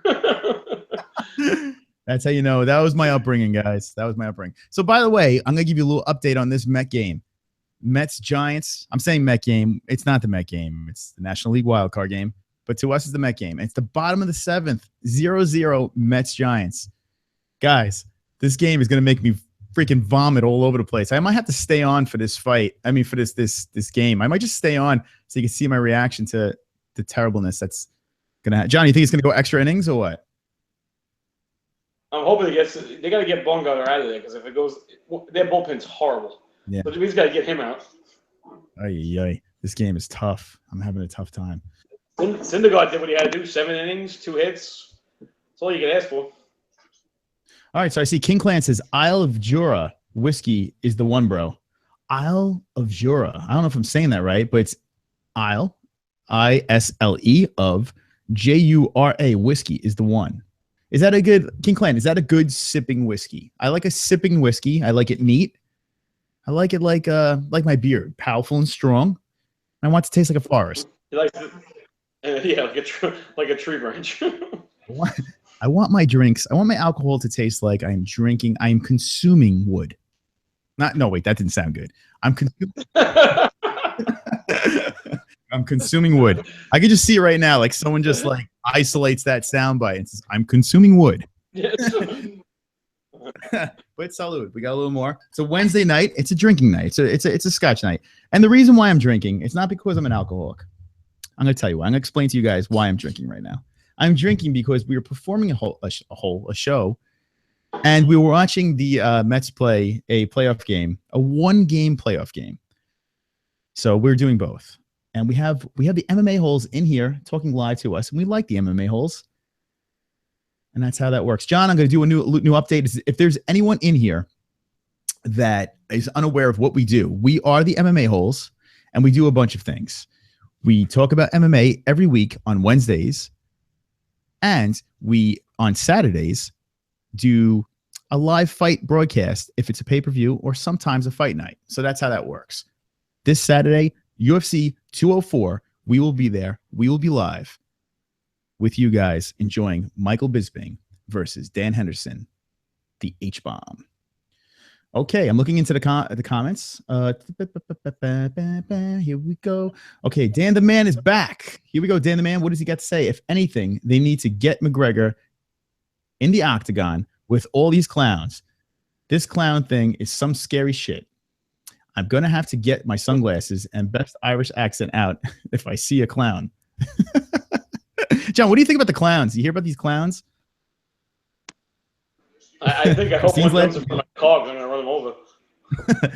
Well, Dan the Man, I tell you what, you got my wife laughing. You know what's funny? I did a photo shoot. This has nothing to do with MMA, but I did a photo shoot yesterday. 2 12-year-olds. Does it have to do with clowns? And it does. It has to do with clowns. So I'm setting up the lighting. This is a little side story. I'm setting up the lighting. We're by a beachy area. Very nice. Very beautiful. And I'm getting my camera ready. And I hear like a freaking ice cream truck sound in like the middle of nowhere. Like I feel like I'm in a woodsy area and there's an ice cream truck sound. I'm like, what the fuck? Like a creepy, slow ice cream truck sound. And I look over and it's my clients. One of the 12-year-olds, this lady's son, has her phone out with an ice cream truck sound. He's like, "Did you see any clowns yet?" So that's what I had to deal with. He was looking for these. You should have beat the kid up. So that's that. Okay, that was that story. Thank you. Thank you for listening. Thank you for joining us. Good night.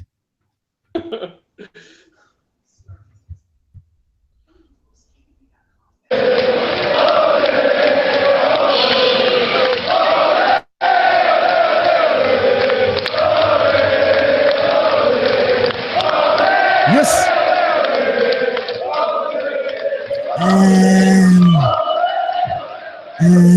The clowns. These clowns, they don't know. They don't feel it. They don't understand the power of the Mcgregor. All right, fuck off. Shut your fucking mouth, you'll do nothing. You'll do fucking nothing. Not one of you will do nothing. Okay, everybody calm down. Whoops, McGregor's still here. Oh, God, Johnny. All right, going back to the chat. Here we go. Mets are still tied. Okay. All right. Isles of Jorah. Okay, we saw that. Dan the Man. We saw that about the clowns. Okay. Invincible Summer. King Clan. How about McAllen 15-year-old? I enjoy McAllen. Johnny enjoys McAllen as well. McAllen's good, but I need something a little cheaper because to support my habits get very expensive. Okay, we got another person here. I haven't seen this one yet, and we're going to read their comment. Atakena. I don't know how to say this. Atakena? I guess that's how we're going to say it. Conor Max Foot is fine. Trust me. I was at a club called Sin in Dublin. Oh, Mr. Ireland. How you doing? Welcome to the show. He was tearing the dance floor up. I just saw last week. All right. If this is true, we have breaking news from Ireland, Dublin, Ireland, that Conor McGregor is just fine. He's tearing up the dance floor and tearing up the pussy. I made that part up, but that's what Conor's doing. John, how do you feel about that? John, is Conor's fine. He's fine with that foot. I think he's fine. I think this is going to be a swing fest anyway. There ain't gonna be too many feet being thrown. I'm still trying to look at this 204 card, and it's really disappointing. Like, I want to be pumped up, but the card's really disappointing me. That's all right. We're going to make the best of it. We're going to watch it. And let's be honest, this card is top heavy. The co-main and main. Even you could go into the one right before the co-main event. Will be fun with St. Preux. But top three are going to be good. But let's be optimistic on this one. I feel that this card is going to be surprising. It's going to surprise us, surprisingly. They have surprised us with some of the cards that even the Lawler card was a good one, and it didn't look great when it started, when he lost his belt. But that was like all finishes. All right, so now I'm getting a message that Dan the Man says the stream is frozen for him. I had to refresh my page a couple of times. I noticed what happened was I refreshed my page, and we were frozen for a bit. I noticed we lost a couple of viewers due to it, but that's fine. We're back. Okay, stream is frozen for me. Well, I'll be back in 10 minutes. Hopefully it's fixed. Okay, Dan the Man's going to bow out for a couple of seconds. No big deal. We'll see you in a sec. We'll catch you boys later. Okay, good chat. Thanks, Invincible Summer. Thank you. Thanks for joining us. We'll see you next Wednesday, and hopefully Saturday. Check out 204. We're going to be here. We're going to be live, and John's going to be naked. Only partially, but it depends on how it goes. Okay, Dan the Man says the stream is back. Yeah, I noticed it went down for a sec. I'm not sure what happened. That's okay. It's beautiful in Scotland for such a small place. Man, has it gotten amazing history and scenery to match. As you know, I stumbled through that because the Scotch is definitely, it's not the way you wrote it. It's the way the Scotch is, your country's juice is affecting my brain cells. But King Clan is very active, and I like King Clan. King Clan, I hope you're subscribed. Subscribe. We'd like to talk to you some more. Now I see the watchers are going back up, shooting straight through the roof. Johnny, how do you feel on this Wednesday night? We have a big baseball game for us, and we made an executive decision here, okay? Let me talk to you from the heart. If you look, see this? I got the shirt on. I got the Gary Carter. Check it out.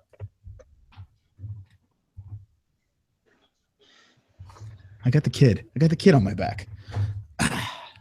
That's who it is. That's Gary Carter. So we all want to watch this game. Okay. It's the top of the 8th inning. It's the National League wildcard game. It's one game. It's literally like a football game or American football game, I should say.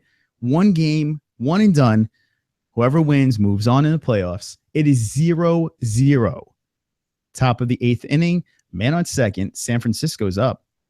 And 1 out. Little hairy, John. Two outs. 2 outs. Oh, it's 2 outs. Okay, John's a little ahead of the game. John is in the future. I'm in the past. John's the ghost of Christmas future. Okay. All right. I've subscribed, bro. Thanks, clan. Thanks for subscribing, guys. Like I said, every Wednesday night, 9 p.m. Eastern time, we're going to be here. We're going to be live. What time is it in Scotland? Let us know. And this Sunday, big show, guys. Big show. It should be 6 hours ahead of us. It's fucking late there. In Scotland? Yeah, I'm curious. I'm very curious. If you notice above my head, we're going to party. If the Mets win tonight, we're going to party like it's 1986. I don't know if you can read that. It might be a little blurry. But that's what we're going to do. And if they lose, we're going to burn everything down. Like the Holocaust. Yeah, we're going to lose. We're going to go to City Field and burn that fucking place down. All right. Julian Gutierrez says, it's fixed for me. It was frozen for about 10 minutes. Oh, that sucks. That sucks. Yeah, so it's funny. We were talking, and all of a sudden, we were literally like 20, 25 viewers, and then boom, I see everything just drop. So apparently, we were talking, and it froze. I'm hoping... It froze up. Yeah, it jammed up on us. But welcome back. We're here. All right. You guys see my comment? You know, there's such an influx of people who want to watch us that we broke the fucking internet. I think we did break the... I think, John brings a good point. When the MMA-holes are on, MMA-holes are on, we break internet. So, I mean... we don't have to stage fake robberies like Kim Kardashian. We just got to make our presence. There's a good chance that my Conor McGregor impressions got lost in the 10-minute mix, and that probably... You know what? Maybe the internet helped you guys. They saved everyone from my... McGregor thing. It might be as you drink, you're slurring your comments. What was that? Yeah, Christine said that, I don't know, when we brought the arts and craft segment in, Christine's like, it just froze on that and crashed the internet. So that's what she says. That's what she said. It could be. Everyone wants to purchase it. They're trying to buy it. All right. Dan the Man, you guys see my comment about the clown shit going on? Yeah, we did. We probably said it during a 10-minute break. Didn't get to see it. Yes. So basically, I read your comment out, Dan the Man. I read it out loud. I read it to the audience. And I couldn't hear myself think because my wife was laughing on the couch. She found it extremely funny. And the clowns, there are clowns. They're clowns on the East Coast. I don't know what they're doing, but they're here. What are the Mets doing, John? Ay. Still 2 strikes, runner on second, 2 outs. Still no score. So King Clan says... Oh, so King Clan's on the night shift right now. 3:36 a.m. on the night shift. Wow. There you go, man. Make that money. Fook. Do they say in Scotland, do they say fook instead of fuck? Did they say fook? Fook. I love that. That's the best. Scotland. Representing. Scotland's in the house. King Clan is here. 3:36 in the morning. Night shift in Scotland. Like that. Dan the Man. Dude, the night shift is scary, man. I worked one time. I won't ever again. Listen, you got to pay the bills. You have to pay the bills. Nights suck, though. They're tough. They are tough. But how bad could it be if you're hanging out with the MMA-holes on your night shift, right? Can't be bad at all. Yeah, so these Mets are making me sweat. They're making me sweat right now. So the umpires make me sweat. So King Clan says the Irish say fook. That's awesome. So let me ask you a question. I got a couple of questions for King Clan. So in Scotland, how does Conor McGregor, how is he over there in Scotland? Like, do the Scottish, do they like him, or do they think he's like a shanty Irishman? What do they think over there in Scotland? I'm curious to hear that. Over here in America, it seems like he's very popular, but when the people hate him, they really dislike the guy. I noticed that a lot. Right, John? It's either you love or hate the guy. Yeah, I think it has to do with the fact that most of the time when they're hating him, it's because they really like the fighter he's fighting or talking about. Like Diaz has his own little following, so all those fucking people hate him. I think it all depends on who he's fighting. Yeah. I guess that's true too. Like the everyday fans are just kind of like, I don't know what the fuck I'm talking about. I'm drunk. Oh shit. Dan the Man says, see this. All right, hold on. See, this is why I like this stream. We talk about the UFC, which I love. We go off track and I love it. Oh, good. Dan, thank you. As long we're as gonna we go make off track a lot, Dan. So get used to that. Listen, I say this. Whatever Dan says goes, because Dan is an OG. Dan is an OG MMA hole. He's the original. So we have to keep Dan the Man involved, because whatever Dan wants, we have to provide. And we bring scotch, we bring baseball, we bring all this stuff. We bring clowns. Dan brings clowns. And that's how that works. John, we still in this inning? Yeah, but now they just threw a fucking pass ball by Rivera and it's second and third. So you ever see a grown man cry?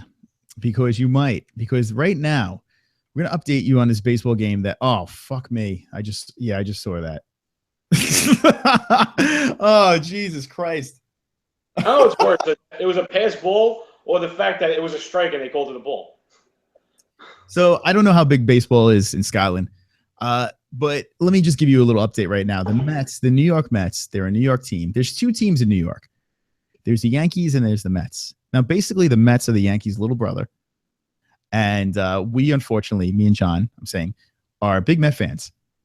And, all we want to see is a championship. That's all we ask for. It's been since 1986 since we've seen that trophy raised in the air. We were close in 2006, but close means no cigar. So we have to walk around with these 1986 shirts until they win another championship. So 1986, do the math, guys.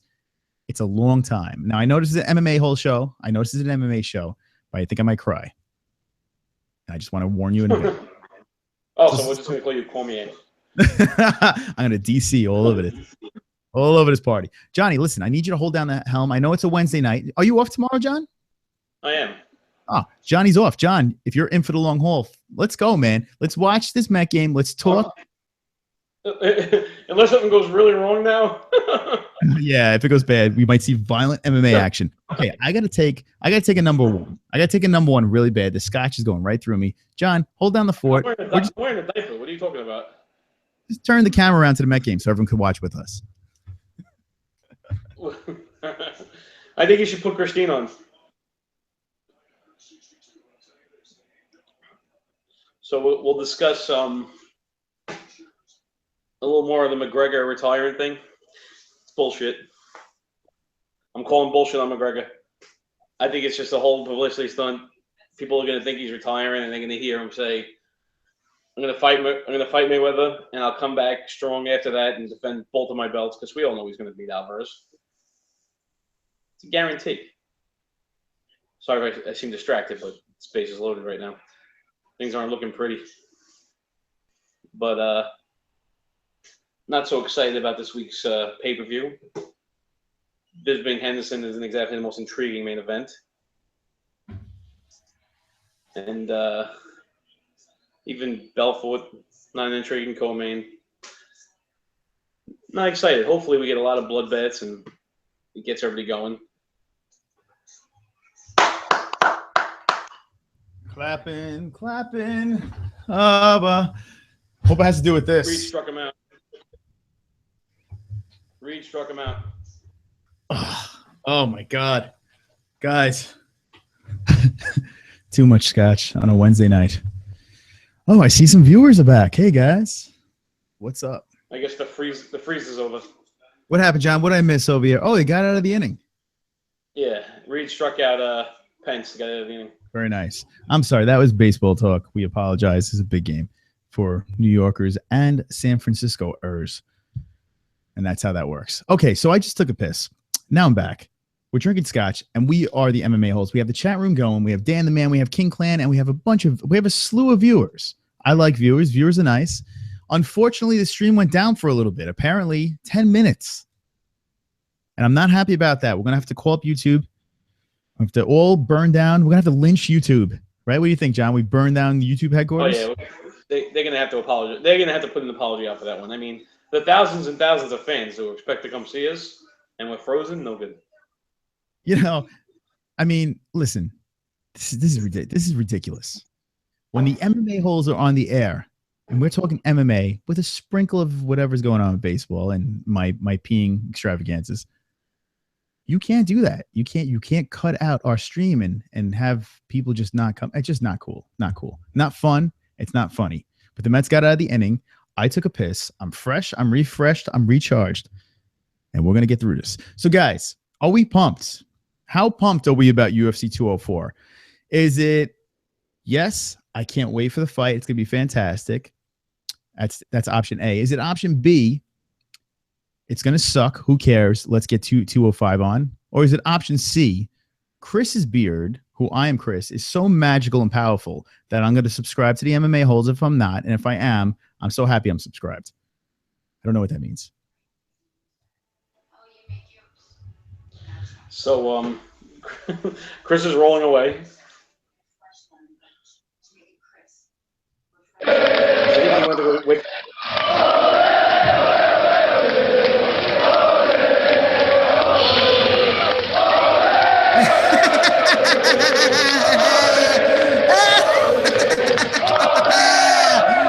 That's right. That's right. MMA holes. Fook 204. Fook 204. Fook the Mets.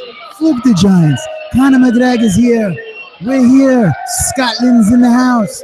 Mexican is here. Dan the Man is here. That's how we do it on the MMA holes. We talk MMA and we don't give a fook about anyone else.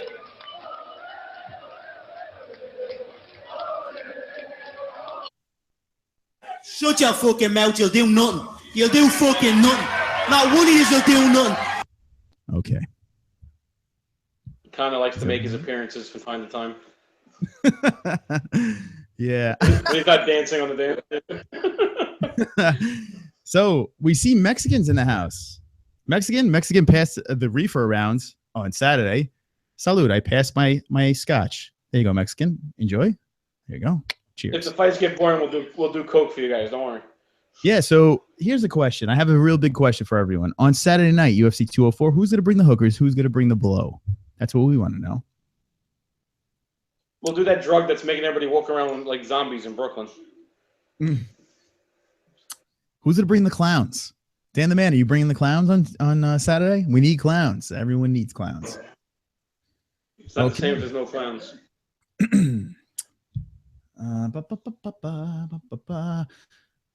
Remember the second home. Hendo. All right, Mexican's got Hendo.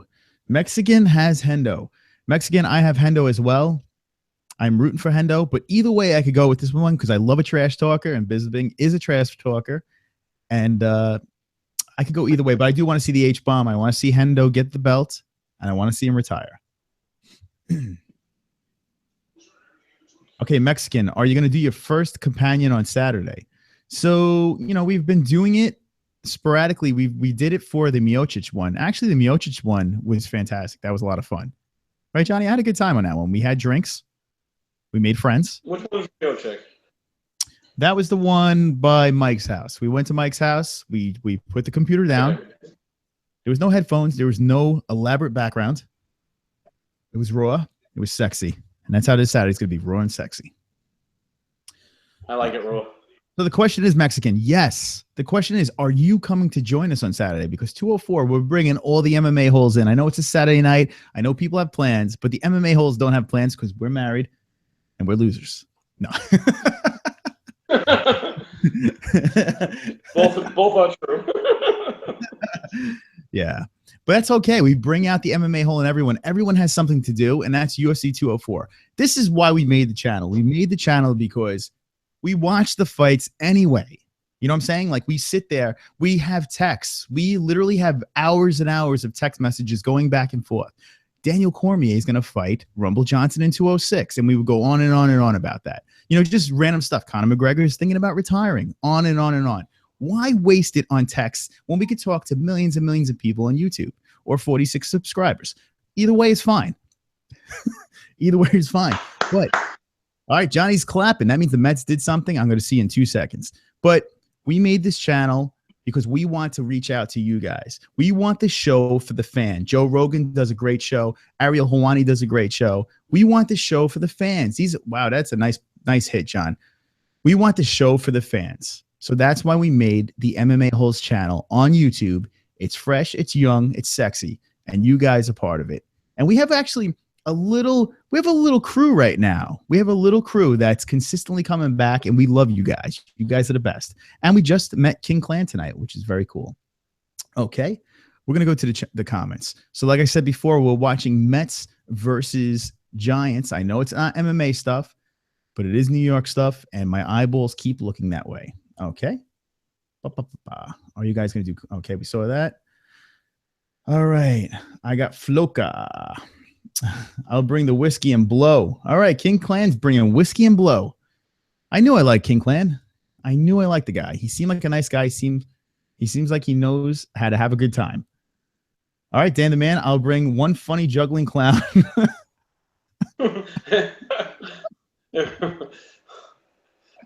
But not one of them satanic murdering psychos in Mississippi. Hell no. All right, just bring the clown. We'll just take the clown.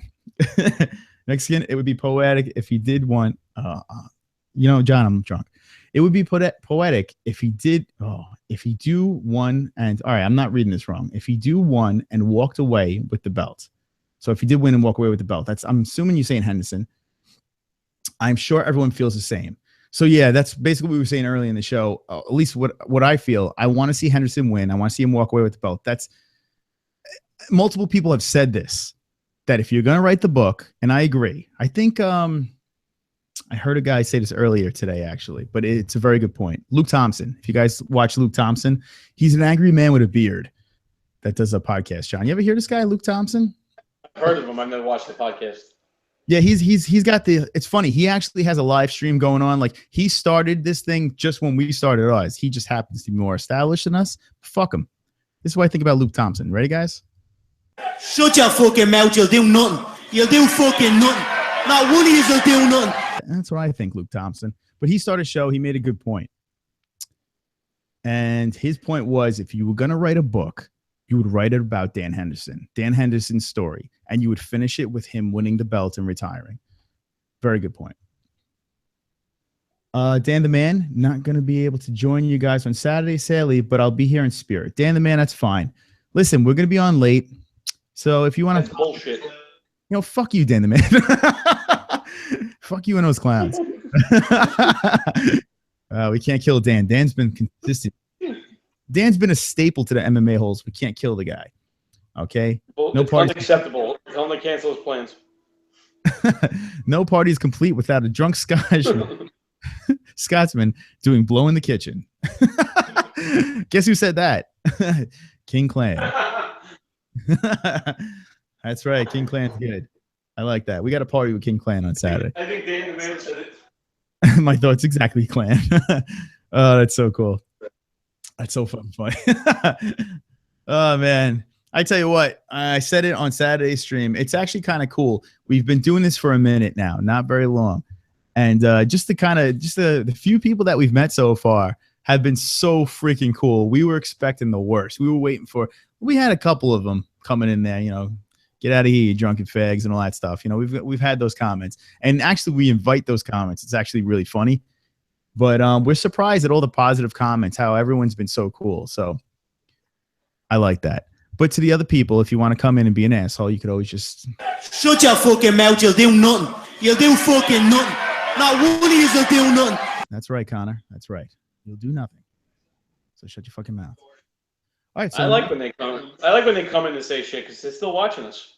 That's true. That's true. And the thumbs, people throw thumbs up, people subscribe.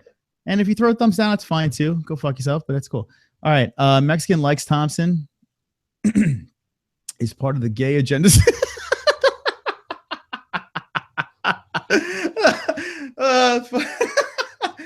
Oh, God. I like that. What are they talking about? So he said Luke Thompson is part of the gay agenda seeping into sports as it has in other forms of entertainment. So Man, I couldn't have said this better. Mexican has to get on the show. We're gonna have to send Mexican a link if he gets on the Hangouts because that's great. Yeah. So it's true. That's why we made this freaking channel, man.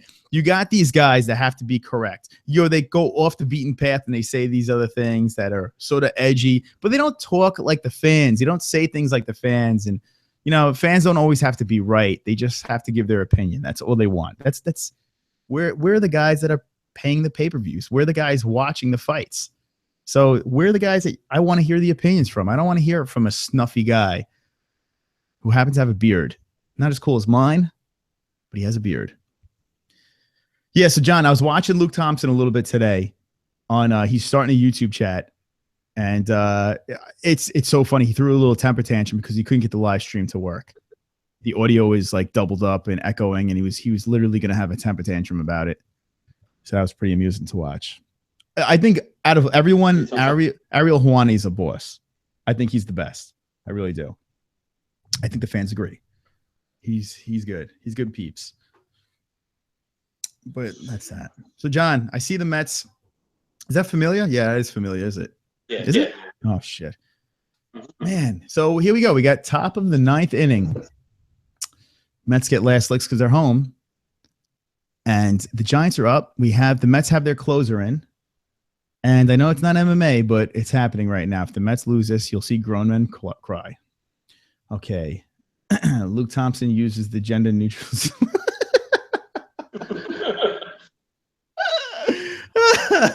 All right. So King Clan says Luke Thompson uses the gender neutral toilets. I love this because Luke Thomas he's a tool. You know, it'd be funny if we start a feud again with Luke Thomas. Like somehow we could butt heads and be like the MMA-holes versus Luke Thomas. That'd be great because he really is. He's a fucking stick in the mud. And John just said fucking A. All right, so it's the top of the 9th. Familia's pitching something terrible. Leadoff double. A double, a leadoff double with no outs. Like I said, I'm just sorting now, dude. You got to be kidding me. You got to be kidding me. Like I said before, the Mets haven't won since 1986. We're watching a one-game playoff, a wild card game in the National League. And they gave off a leadoff double. It's all right. We got last lips. Last lips. That's what they should call it for now. Instead of last lips. Oh, my God, John. How much scotch? I got a photo shoot tomorrow. I hope I'm not puking on the child. That would suck. Very professional. Where is it? Luke Thomas exfoliates. Oh, God. That's funny. Exfoliates is just a fantastic word. Luke Thomas exfoliates. Fuck Luke Thompson. Let's start a hashtag. Fuck Luke Thompson. Should we? Like for no reason. Let's just start. Hold on. I'm gonna do it. I'm gonna do it. I'm gonna get on there. Oh man, I'm falling apart. So I'm interrupting. So here we go. Oh, I could show you guys right now. So this is the Mets. I don't know if you can see. They're on my phone. My phone's so big, though, that's the size of a 70-inch flat screen. So I'm going to start a hashtag. If you go at the MMA-holes on Twitter, you're going to see just fuck Luke Thompson. All right? That's what I'm going to do. I'm just going to start that hashtag just for the hell of it. Let's see if we get a little traction with that. That'd be kind of fun. Ready? Guys, if you want to jump in on the fuck Luke Thompson hashtag, jump in at the MMA-holes. You'll see it. Or just jump on Twitter. You're going to see fuck Luke Thompson. Fuck. F-U-C-K. Luke Thompson. We do this live. I don't know why I'm saying it, but you know what? I had a couple of drinks. All right. Fuck Luke Thompson. You guys ready for this? I'm ready. Tweet. John, I tweeted it. It's out. The MMA-holes have started the Luke Thompson war. That's right. The rivalry begins. We started it. Luke Thompson can go fuck himself. All right, there it is. Fuck Luke Thompson. It's on Twitter. It's official. The MMA-holes have started, and you guys have seen it live. That's why you tune in on a crazy Wednesday night. You get to see live the beef between the MMA-holes versus Luke Thompson. John, anything happened with this Met game? As I just hit the wrong button, I lost the game. Nothing really. 3-1. Still a runner on second. Alrighty. Yeah, Luke Thompson exfoliates. Luke Thompson, I saw on his show today, almost flipped. Yeah, so Julian Gutierrez saw Luke Thompson's show today. John, we're going to fill you in on this. It was funny, man. His shit was echoing, and he literally looked like he was going to start crying. It was just like, oh. So stupid. It's like, guy, get your shit together. And he's like, I'm broadcasting from my living room. I have no one doing this for me. Hey, hate to break it to you, Luke Thompson, but I don't have a producer right now. Like, see this? See this right here? That fucking MMA-HOLE song? That's me. It's me doing that. It's not producing. Hey, you see this? Hey, Luke Thompson. Shut your fucking mouth. You'll do nothing. You'll do fucking nothing. Not one of you will do nothing.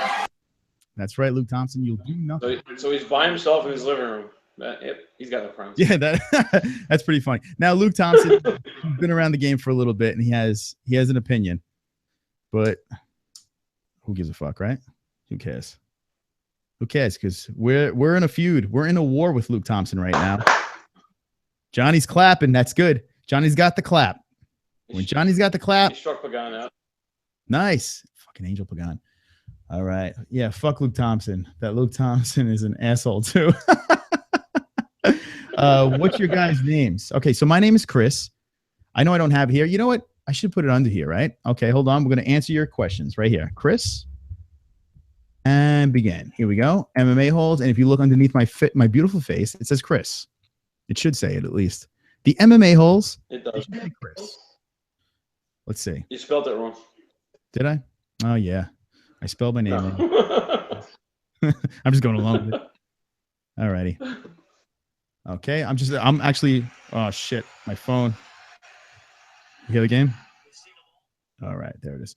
Okay. There's that. So, yeah, we just started that. Yeah, Luke Thompson. Yeah, so Julian Gutierrez said he saw the show. John, I would say if you do have a YouTube channel, you know what? I was going to say subscribe to them because they are. Actually, Ariel Helwani is good because at least he has fighters on. So that's kind of cool.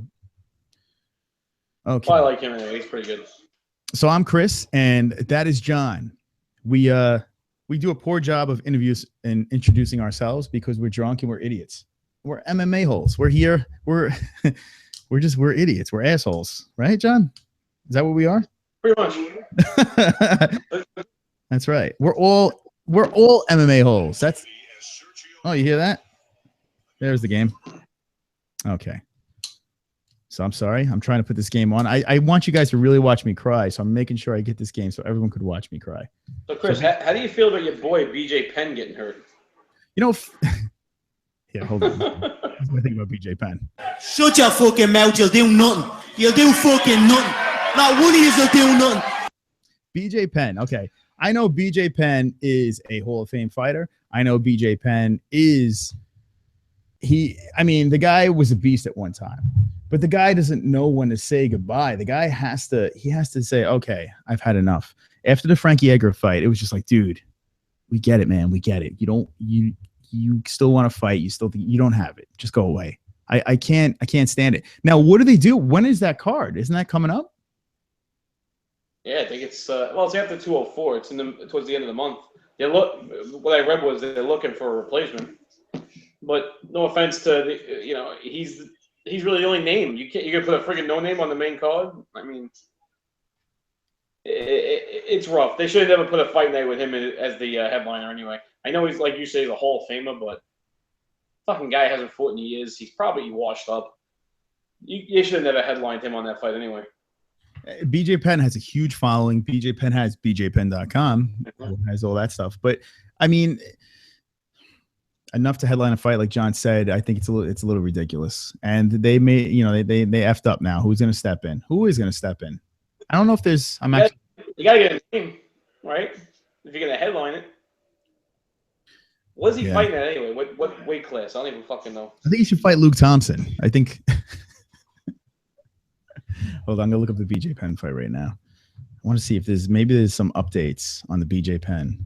BJ, who gives a fuck? Penn, BJ Penn fight. Okay, what is he fighting at, Chris? What weight class? He's fighting at shut your fucking mouth. Wait. The Prodigy. All right, let's see. Well, he fought Edgar. I don't know if he's still fighting over there. Hold on, BJ Penn.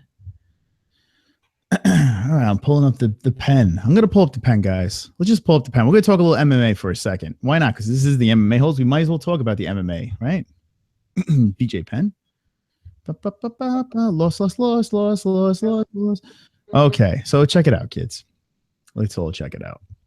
Here's the fight night. Oh, I was right. He's supposed to fight Lamas, which is a like you're just asking your Hall of Fame guy to get this mutilated again. Lamas would have tore him apart. I would have bet anything that Lamas was going to kill Penn. I mean, dude, are they freaking kidding me with that? I know Lamas hasn't been fantastic as of late, because if you look at Lamas, I think he lost his last two. Hold on. I think he lost his last two, if I'm not mistaken.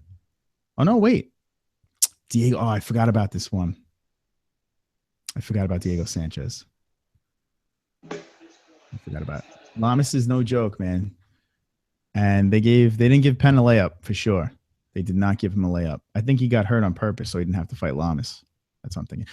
John, what was your question? Because I totally lost my train of thought. Just what weight class it was. Oh, okay. That was at I'm thinking 145, no? Let's see. Let's check it out. No, yeah, I think that's at 140. No, wait. Oh, Jesus. This guy. No, yeah, because Max Holloway, yeah, those guys are all 145s. Yes, 145. Sometimes the MMA whole knowledge falls apart when you drink too much scotch. That's okay. Everything's all right. All right, I'm going to go back to the chat. Anthony Pettis is defending Conor McGregor for going for 2 belts. How do you feel about that? Oh, is he really? You know, I always liked that Anthony Pettis. No.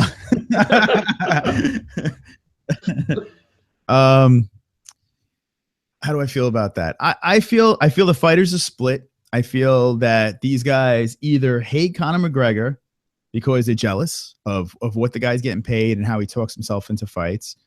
And then, well, they want to fight him so they make the money. And then there's the other guys. There's the Tyron Woodley. I'm not a huge fan of, but he did say that, hey, I want to be on a card with McGregor. I mean, who wouldn't? You just want to get paid. That's like, isn't that the deal? Like, you want to get paid, you want to win championships, you know. But at the end of the day, you want to feed your family, and that's what these fighters want to do. I see Mexican said, I'm gonna start a Twitter now, simply for the sake of bashing bearded lady. Oh God, Mexican, I was never really active on Twitter, but with this whole MMA whole thing, I felt that I needed to be on Twitter. So now Twitter's happening, and yeah, we're just gonna start a hashtag just so we could start a war. That's how that works, bro. I really meant to say Luke Thompson. I got you, buddy. I got you. King Clan. I'll be here on Saturday. I'm on the night shift again. My name is Adam, by the way. Adam, nice to meet you. If I forget your name, reiterate it on Saturday, because I am terrible with names. And he's drunk. And because I had a couple of drinks. But Adam, thank you. Thank you. It was awesome chilling with you. You are definitely a cool dude and funny, and that's what we like over here at the MMA Holes. So you'll be here on Saturday, and we're happy about that. Chris, you look like Sami Zayn. Okay, John, you know who's Sami Zayn? No. Who is that? All right, we're gonna look him up, guys. Sami Zayn. Okay, I'm gonna look him up. I'm gonna pull him out. Sami Zayn. He is a fighter. Hold on. It looks like he is a. Oh, fuck me. Oh no. Okay. 3-run homer. Oh no, he hit a homer. Oh, for fuck's sake! I don't want to watch this. Oh, oh, Jesus Christ. All right, here, you want to see my brother? I just pulled up Sami Zayn. Yeah, I'm not a huge WWE guy, but now I see. All right, John, you ready to laugh? I know. Oh. I can't laugh. The Mets are down 3-0. Oh, my God. All right, I'm going to pull up Sami Zayn, and then my game's going to catch up. So here's me. That's fucking funny. Here's my John, there he is. Sami Zayn. I can see the resemblance. Hold on, I'll pull this picture up. There he is. That's hilarious. Oh, that's pretty funny. All right, I can't argue it. Oh, God. I think I look more like the guy in the bottom right. No. Oh, shit. I just saw the 3-run homer. Oh, my God. Oh, for fuck's sake. Guys, I'm gonna get serious for 2 seconds here. Okay, we're gonna have serious time. I know we started the show very serious, on a serious note with a tragedy, but now we're going to talk about something very tragic. We're going to talk about the Mets just giving up a 3-run homer. Greg and Tanya wanted to update their kitchen, but they had a maximum budget of $3. Fuck. Okay. What the fuck was that? So my I don't know. Holy crap. It scared the shit out of me. Holy crap. What just happened? I think my computer just got possessed for literally 2 seconds. Oh, fuck. All right. The Mets just gave up a 3. Oh, my God. All right. So it's 3-0. We're watching simultaneously. We're watching the National League Wildcard game. Unfortunately, the Mets are down 3-0 in the 9th inning. Our closer, they just showed Syndergaard, or at least I just saw it, with his hand on his head like, are you freaking kidding me? 3-0. Oh, my God. Unless we see a miracle in the 9th inning, we are screwed. All right. Okay. I'm looking back in the chats. I need some love right now because I'm dying right now looking at this Mets thing. Okay. Chris, you look like Sami Zayn. Okay. Does John smuggle diapers from Canada? Yes. So Mexican said, does John smuggle diapers from Canada? That's a lot of boxes behind him. Oh, that's great. Oh, Dan, don't get nervous. It's actually a bunch of clown costumes. We're going to call John the diaper smuggler. Johnny Diaper Smugglers. I like that. Dan, you are funny, man. Oh, that's fucking funny. That's really good. Mexican is, bro, I'm dying over here. Mexican's funny as hell. Mexican is fucking funny. If you want the one-liners, Mexican's got him, man. He's a funny dude. Holy shit, that was good. The diaper smuggler. I followed you guys on Twitter. Thanks, King Clan. Listen, we're gonna start this thing. As soon as I get off this stream, I'm just gonna keep going with this Luke Thompson thing. That'd be pretty funny. Fuck Luke Thompson. Just for the hell of it. No reason. No reason at all. Just fuck Luke Thompson. Because he had a temper tantrum today. And we don't like temper tantrums. So we got some viewers over here. Hey, viewers. How you doing? Nice to see you.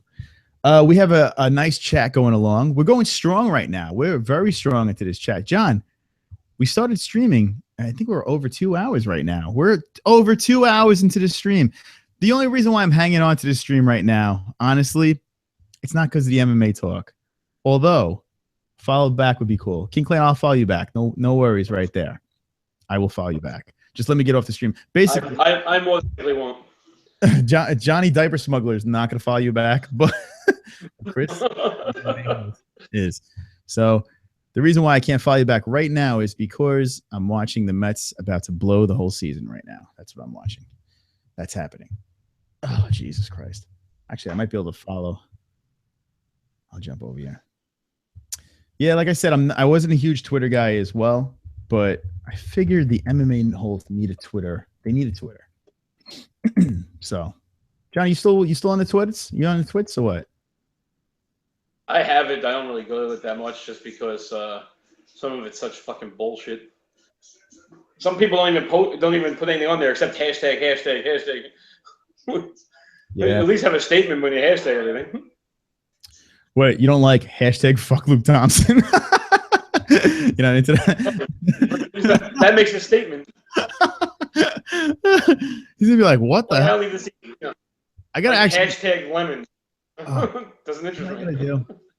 I gotta add him though. Here we go, King Clan. All right, I found you.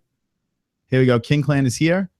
All right, King Clan, and I am about to follow you back right now. Let's see if I did it. Oh, Johnny, how these Mets looking? There he is, King Clan. Nice, King Clan. Oh, King Clan's got some legit followers. Like your style over here. Gonna have to take some pointers. All right, let's follow him back. For some reason, I was gonna sing the HBO song. I don't know why. Remember? I think they still do it. Do they really do that? Here we go. Following. King Clan, listen. You have about quadruple the followers of the MMA-HOLEs. Yet, you have a follower in the MMA-HOLEs, and we like that. We're following you. There we are. And remember, fuck Luke Thompson. And always remember, You know, I'm going to end every show like that. Fuck Luke Thompson. Oh, God. Oh, it's so funny.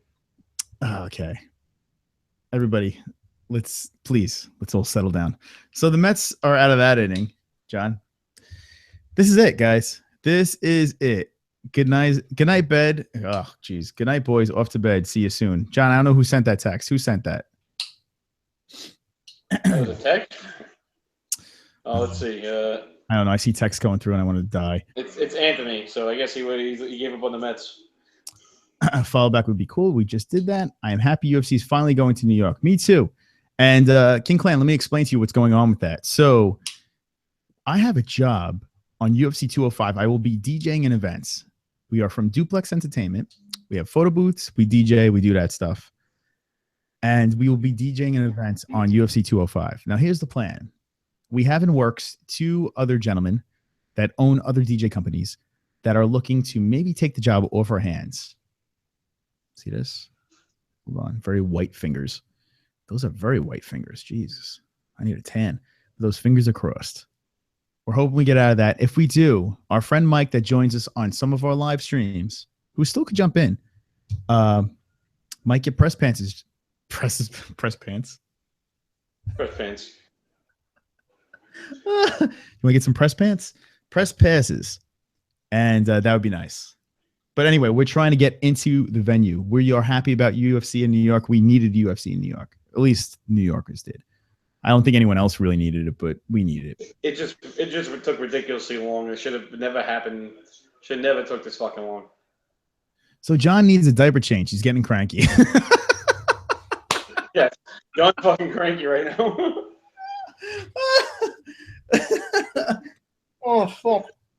Oh, I needed this laugh. Yeah, because the way this game's going, I'm going to be fucking hard liquor real quick. Now remember, kids, 1986 was the last time the Mets won the World Series. Oh, that was terrible. We were in the World Series last year, too. Oh, good. Crap. 1 out? Okay. Yeah. This is the 9th inning. So Cespedes got out? Yeah, he popped out. Okay. Sorry for that Mets talk, but we're about to cry. And we have 2 more outs until the MMA-holes cry. Okay. I'm just wondering how far I can throw this computer. Okay, play a drinking game. Drink. Everyone Fook appears in the chat. Drink when Mexican delivers a one-liner. And drink when Mcgregor appears in the stream. I like that game. I'll play that game. Sure. John, you want to play that game? I think that's a pretty cool game. Does he mean now or does he mean on Saturday? I'm about to polish this whole bottle up right now because the Mets are really fucked right now. We will play. We will play. We will play. Okay, so we'll play Saturday. Okay, Dan, we got you, man. I like that drinking game, and we will be drinking. We will be enjoying the beverages, even though I do have a job the next day. But it's fine. It's only a christening. You'll understand.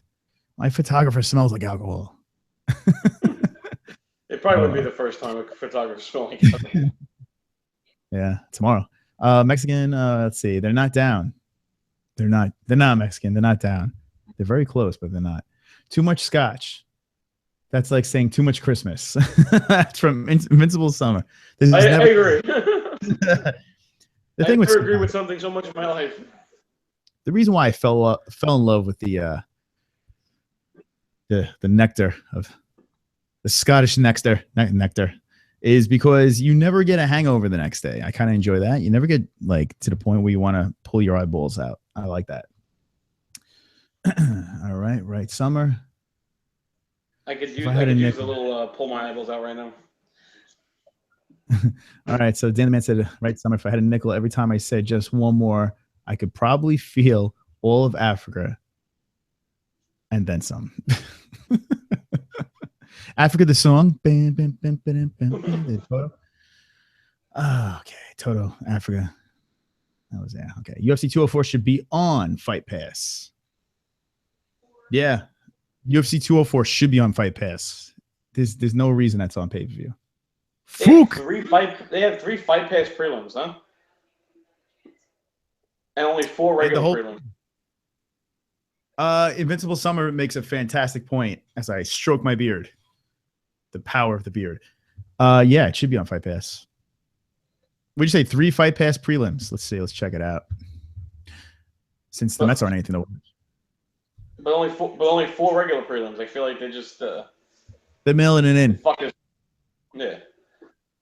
So basically, UFC is just like, oh, we're just going to give you this until 205. That's what happened now. But like I said before, you never know with these fights, man. You never know. That's why they do it, because this fight could be fantastic like a lot of these other fights. And the Mets are down to 1 more out. They're down 3-0. The Mets are going to be out of it. I can't believe this. I light this thing on fire. Who wants to see this thing go on fire right here? We can't really party like it's 1986 unless we were in 1986. Fuck. That sucks, man. I'll give you guys a Fook for that one. Can I get a Fook? Give me a Fook. Glenn Allen gives a Fook. I like that.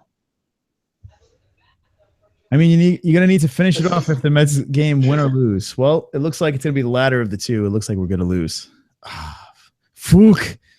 Oh, this is painful. This is painful to watch. Who's that, Conforto? Oh, who's that?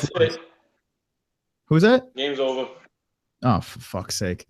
Should I even watch it? I'm 30 seconds behind. So, guys, the Mets season is over. So you know what that means. There's only one thing that it means. I can't believe the Mets lost. All right, so I'm just going to watch this. So that means more MMA. At least that'll laugh. Baseball season's over. MMA season's all year round. And that's why we love MMA-HOLES. Oh, for fuck's sake. All right. Yeah, all right. Do a line on the stream. I want to do a line off those diaper boxes. That's what I would like to do. That's 3 hours. That's 3 hours of my life I'm never getting back. Thanks, fucking Mets. Okay. So this is what Chris is going to do. Chris is going to turn his phone off because Chris does not want to see any celebrations. Guys, Mets, as usual, shit the bed. Okay. Back to the MMA. We're going to finish this thing up. So it's 11:22. We started at 9 p.m. Smokes, guys. And we got some legitimate followers. Still, like, we got people watching right now. If there is new followers, guys, we are the MMA-HOLES. We do a show every Wednesday. We don't talk about baseball, and we're not going to talk about baseball anymore because our Mets are out of it. So don't worry about the baseball stuff. Every Wednesday, 9 p.m. Eastern time, we're going to do a live show about MMA. We're going to break down the fights. We're going to talk. We're going to laugh. We're going to drink a little scotch. We drink a little beer. Johnny's in there. We have Mexican. We got Dan the Man. We got King Clan. We got Invincible Summer. We got a whole bunch of people. Slew of characters. Glenn Allen's in here. A lot of people are in the chat room. Live chats. We got Google Hangouts. We have a lot of stuff going on. This Saturday is UFC 204. We want to know who your picks are. We have a Twitter page. Fuck Luke Thompson. Hashtag, right? Like that? Hashtag fuck Luke Thompson. We're starting that just for the hell of it. Okay. I retweeted your tweet. Okay, Johnny retweeted. See, now we're in business. Oh, okay. There we go. So we're going to, I'll retweet your stuff to try to help you guys out. Thanks, King Clan. We thank you for the support. We thank you for the subscribers. We thank you for the thumbs up. All these thumbs up, all these subscribers. We need 100 subscribers we can't send our YouTube link out without 100 subscribers. If you have 100 subscribers, they give you a link that you could send out. But right now, we can't send out a link to our channel. Is that not ridiculous? That's ridiculous. That's ridiculous, as our old friend would say. So we can't send the link out. So we're going to try to venture by the end of this year. Actually, by 205, we're going to have 100 subscribers. That's the goal. Once we have 100 subscribers, we're just going to keep rolling. And we're going to fuck Luke Thompson in the ass. No, John's going to fuck him with the diapers. He's going to stick the diapers up Luke Thompson's ass. all 15 boxes of them. We have appearances from Conor McGregor. He comes and goes. We have drinking games. Dan the Man will talk about clowns in the drinking games. And we have Mexican with the one-liners that hit home. We have King Clan from Scotland. We are broadcasting from New York. And that's pretty much how it goes. Let's see. Okay, so King Clan retweeted. We thank you. Dan the Man, Indians haven't won since 1948. They got a chance this year. True. They got Wild Thing, right? Isn't Wild Thing pitching? Is he still pitching, John? Wild Thing? I think he has AIDS. Yeah, he does. By the way, speaking of AIDS, I hear they have on the Howard Stern show. I hear they have a cure for AIDS. Did you believe this? And Magic Johnson found it. Apparently. But yeah, I hope they do have a cure for that because that would be awesome. I'm sure the drug companies won't be happy about that, but I think human life will be happy about that. Indians haven't won since 1948. Okay. Dan, dude, the 1995 World Series Indians versus Brewers was when I stopped watching baseball. Indians were my team. All right. So we got some Indian fans over here. Yeah, so baseball season's over for New York. Baseball season's over, but MMA season is all year around. We have another subscriber, Julian Gutierrez. Thank you. We like that. So basically what we want you guys to do, we want you guys to do this. You guys have subscribed. We want you guys to throw thumbs up. And we also want you guys to jump in on our, if you have Facebook, jump in the comments, the description below. We have the Facebook page and our Twitter page. Our Facebook page, we give you updates on like all MMA news. We talk about picks and stuff like that. And on our Twitter page, we make fun of Luke Thompson. Because fuck that guy. Yeah, he's a dude. My beard is so much better than Luke Thompson's beard. Fuck his beard. Fuck that guy. And he couldn't get a stream going, so he'd go fuck himself. But yeah, that's that. So we usually make our picks. Okay, we usually do our picks for this weekend's fight, but I'm going to stop doing that because I made the mistake last weekend of doing the picks on Wednesday, and then I wanted to change my mind. So what we're going to do is we're broadcasting live Saturday. I will put the stream up. So stay tuned. If you're subscribed, you're going to get a little thing in your thing saying live stream MMA holes. And it's going to be there to the show at the time. And we're going to go on. And most likely, I'm going to try to stream for the prelims, John. I'm going to try to do it. If not, definitely for the main card. So keep posted. We're going to come on a little bit earlier. We're going to jump in there. We're going to give you our picks. We're going to drink. We're going to get your picks because your picks are more important than ours. Except for me. I'm so good with my picks. I'm ridiculously good. John's okay, too. I suck, but you guys. I'm drinking water now. It magically appears. It's like a magical water elf just showed up and appeared. So that's that. So yeah, like I said, check this out. UFC 204. Here's the card. Here it is. Like I said, is it a pay-per-view card? No. John, we might have to just steal this one. I don't know. Well, you know what? We could all just chip in and get it, I guess. Why not? I hate to give him the money for this card, but do want to watch it. So here's the card. I like the top three for sure. Even you could jump into the Struve one, but always remember that these are the cards that are usually the ones you talk about. Like, holy shit, did you see last night's card? No one thought anything of it. And there's a whole bunch of subs, there's a whole bunch of knockouts. These are the cards where usually crazy stuff happens. So watch. I would say watch. Go for it. You're going to see our picks. We want your picks, and that's that. Johnny, you have any final thoughts for our lovely fans? No. See you guys on Saturday. You better all tune in. I don't want to hear any excuses. And have a good night, guys. All right. That is Johnny Els, where he is chiming in from the MMA-HOLE's diaper location, the diaper smuggling facilities. And he says goodbye. I want to thank you guys from the bottom of my heart. You guys were fantastic. We did freaking 2.5 hours strong. Did I do the math right? 9 to 10, 10 to 11, 11:30. Yes. Quick math, quick scotch. Our Mets lost. Rest in peace, Mets. I want to thank you guys for joining in. You guys were a lot of fun. And we will see you. Now, remember, Saturday, UFC 204. I wish it was 205. UFC 204. We will see you then.